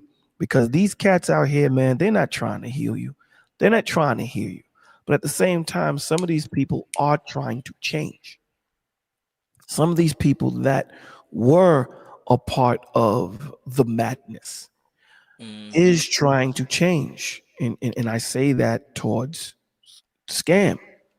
You dig what I'm saying? Because again, the conversations that I hear him having, the times that I do catch him having, it's not the conversations that I used to see him having. You dig what I'm saying? It's a total 180. But I get that when you have created a persona, it takes time for that persona to be taken down and the new person that you are becoming to shine through. I get that. That happens. This is where Mm-hmm. mercy and grace abounds, because you don't want everyone to always look at the kills that you used to be opposed to the kills you're trying to become now, right? Like you said, I'm trying to get there, Bolo. I'm trying to get to that point. I'm trying, and we all are. I'm trying too. I promise you, I'm trying. There's times I slip. Hmm. There's times I I'm get a call from Big Ant or from Vaughn or from Scorch or from somebody else saying, yo, Bolo, you good? Yo, listen, man, you need to chill. You dig what I'm saying? Believe me, I get these phone calls, bro. So all of us slip. All of us mess up. There's nobody here that is better than the other. We all mess up. Hey, yo, Yes, Bolo, let sir. me say, Yes, let sir. me give you grace, right? Okay. If me and you ever have a conversations behind the scenes, Yes. if I hear anything that this dude ever says, because I look at the nuance, right? Okay. I'm built for whatever. Hmm. Trust me. I'm Okay. really built for whatever, bro. Whatever comes my way, right? Okay. I trust you this. If this frog face dude ever Yo, quote dude, anything listen. that See, ever tell anybody in these spaces, see, now, okay, I can't allow that to keep going, Cal. I can't allow it. So that's why I said to you, ACOG, let's end the damn show. That's You understand? That's why I yeah. said let's end the show. bro. If we Now, talk behind We the scenes, bro, hold on. Here's the thing now, Kels. I'm gonna keep muting you. Here's the thing. Anything you and I talk about, Anything that I talk to anyone about doesn't leave me unless you say it, unless that other person say it. It ain't gonna leave me because there's plenty of things. Listen, the cats that you don't think I talk to on the back end. Okay, some of these cats that you hear talking about stomping the concrete and kicking down walls and punching walls down, I talk to, and I'm telling you, you wouldn't even know because I'm not gonna say anything pertaining to it. You dig what I'm saying? So the only way you would know that that person talks to Bolo is if that person says it. Period. Regardless of whether you say, and here's the crazy thing, you can disrespect me too. I wouldn't say anything. Not saying you, but I've had some of them call me names or whatever, and these are the same dudes that I talk to. Same dudes that tell me they secrets are the same dudes that cuss me out. And Nah, I haven't. you've never heard Bolo come out and say, "Well, hold on, Nah, G, you did. you." That's not me. I don't move that Nah, way. I've been watching you. I've been watching you for like a good 2 years, and I never seen you get out of pocket. I never heard. I'm You not know gonna. how the space. You know how the space is, bro. I Everything come out. understand. I never heard nothing bad I, about you, bro. listen, I never heard nothing bad about you, bro. hear some things bad about me, but I'm saying No, to you, I never did, bro. I don't trust because the same dudes I who got you. talk about you is the same dudes I'd be like, why is you talking about him? Why don't you tell him?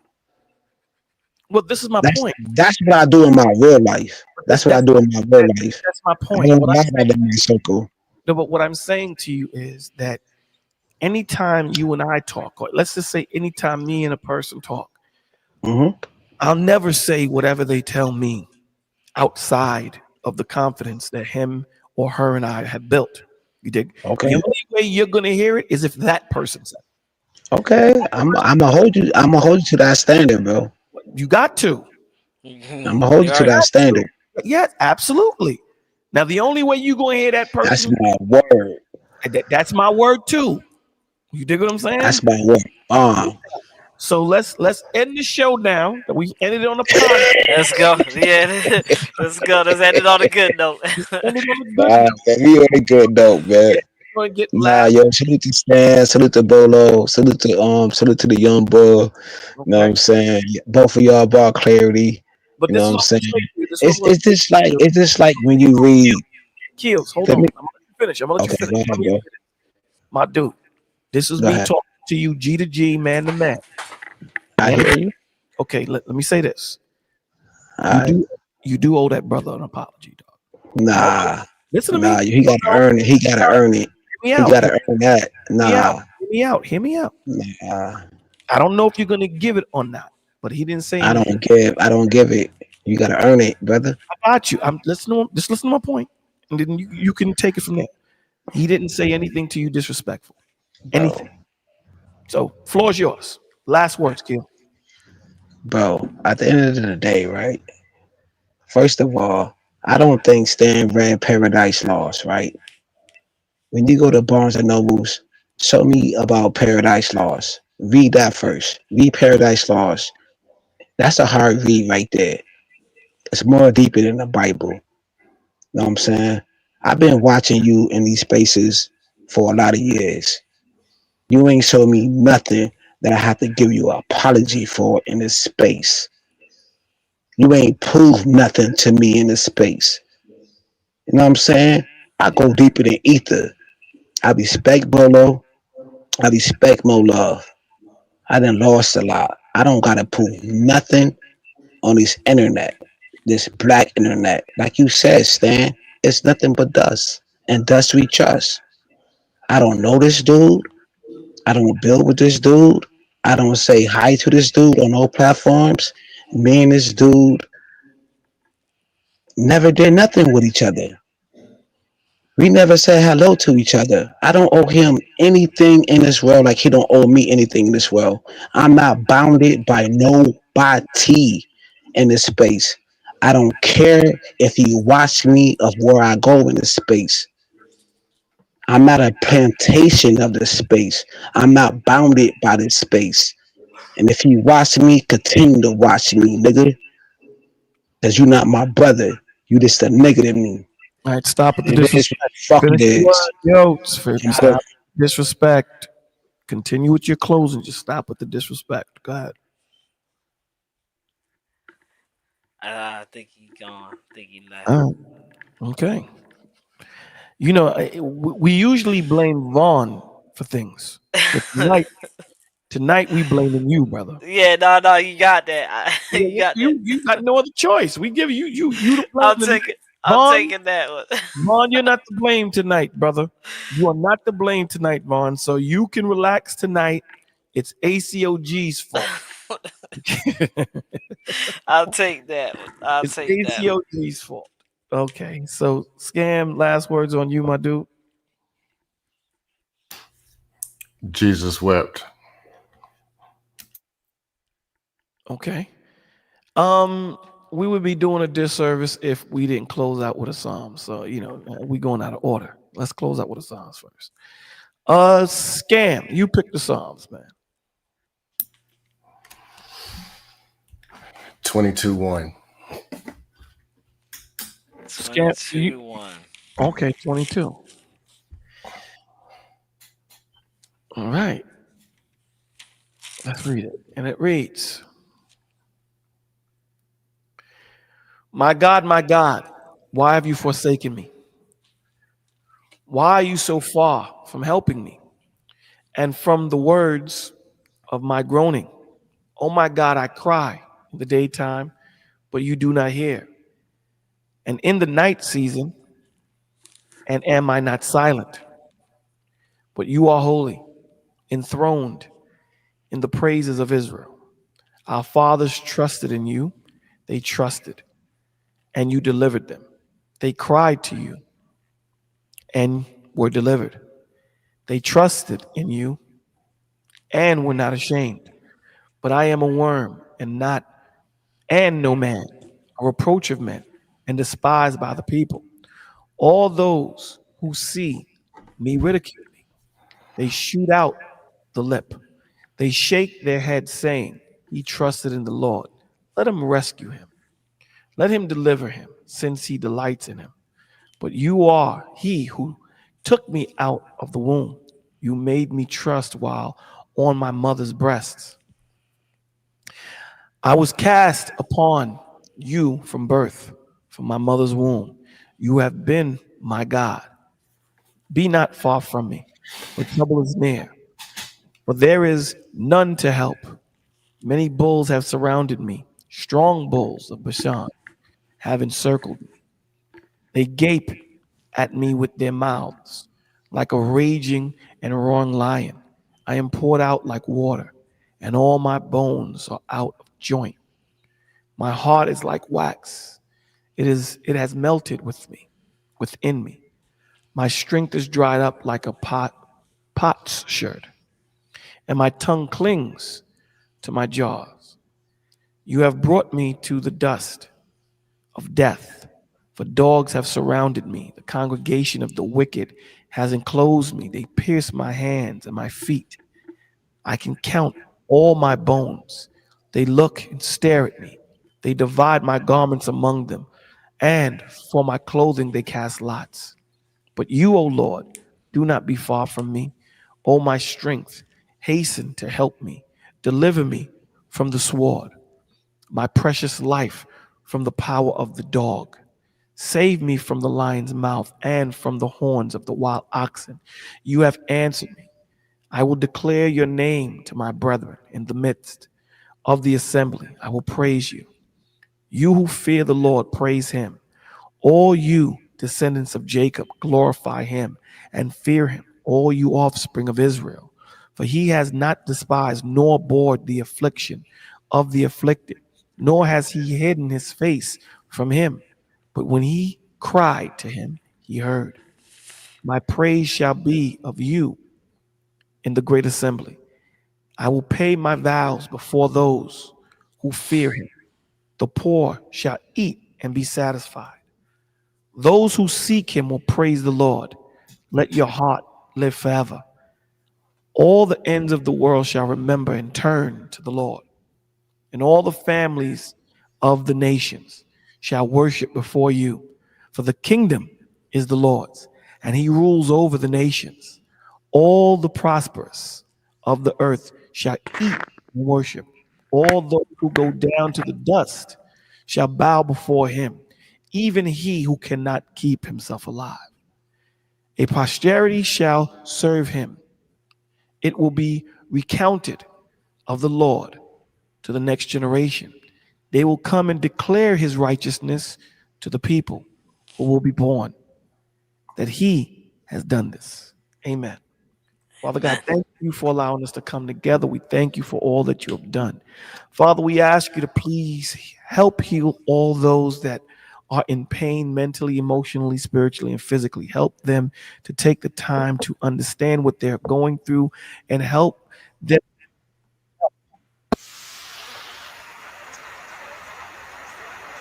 Bolo? Yeah, that damn commercial. Okay. I ask you, Father God, to please forgive us of our sin, give us strength to stand strong, Lord. We ask you, even though we may go off the road, allow us to understand that we're going to slip. Allow us to give ourselves grace and mercy and not think that we're thrown away.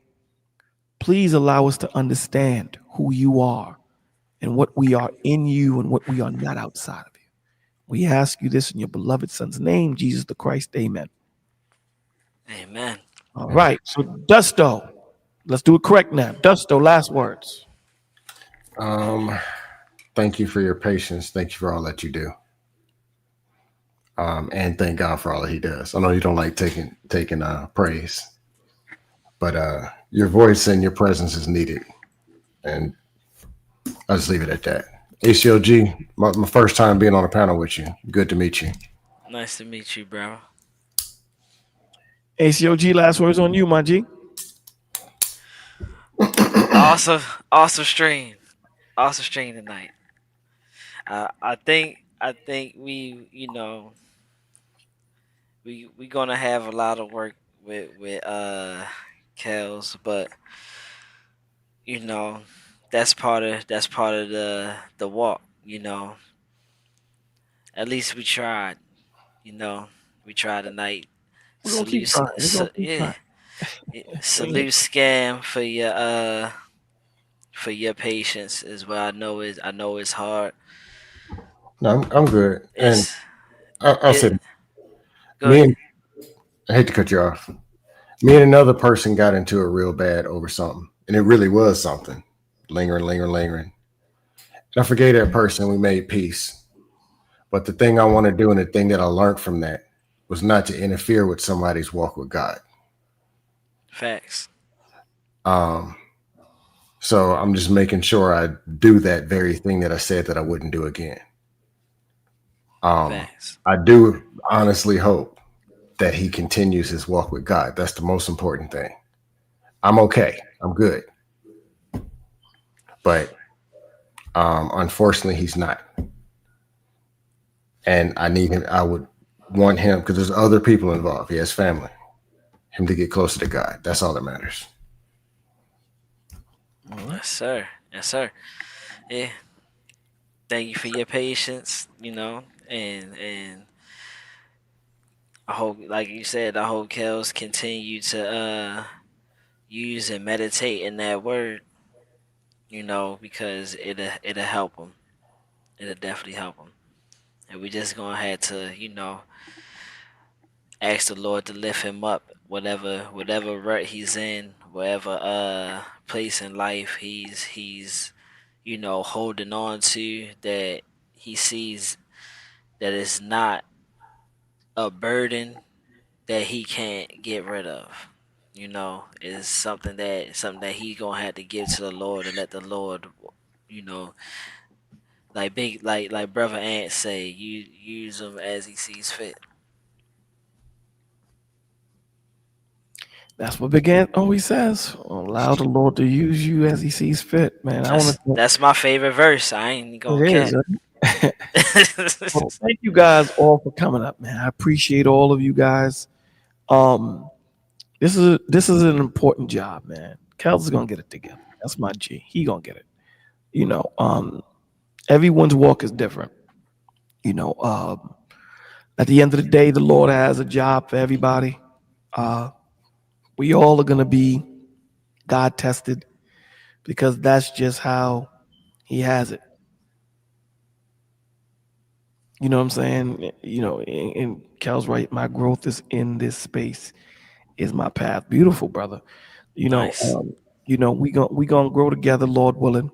You know, and as long as He allows me to breathe, you know, we will continue to do what we do and try to um, create more support systems, create more uh, tools for you guys to use. Again, like I said, join our Discord. We're going to be doing that soon. We didn't forget about the men's class. I had some health issues that I had to deal with and had to pause it for a second. It's much better. Uh, so we didn't forget it's still there. Um, yeah, man. Just we thank the Lord for every breath that we take. With that being said, guys, Scam, ACOG. Who else was on stage? Kels, my brother 84. Thank you guys for being here. Thank you for having a conversation. Thank you for letting this old man rant. Everyone in the village, everyone in the chat, everyone that's in the clouds listening. Thank you guys. I love you all. Brandon, love you too, brother. Thank you guys for allowing me to speak to you. And yeah, man, Lord willing, we'll see you tomorrow with the scorched hour. So yeah, Shouts out to brother Scorch. yeah. So I was Scorch. He tapped in for a second, and I told him to behave, and he left. So if I would have told him not to behave, he would have continued. Right? That brother. So that being said, guys, man, love you all. Lord willing, we will see you in a few hours because it's Love already you back. midday. We'll see you in a few hours. Love you all. Peace.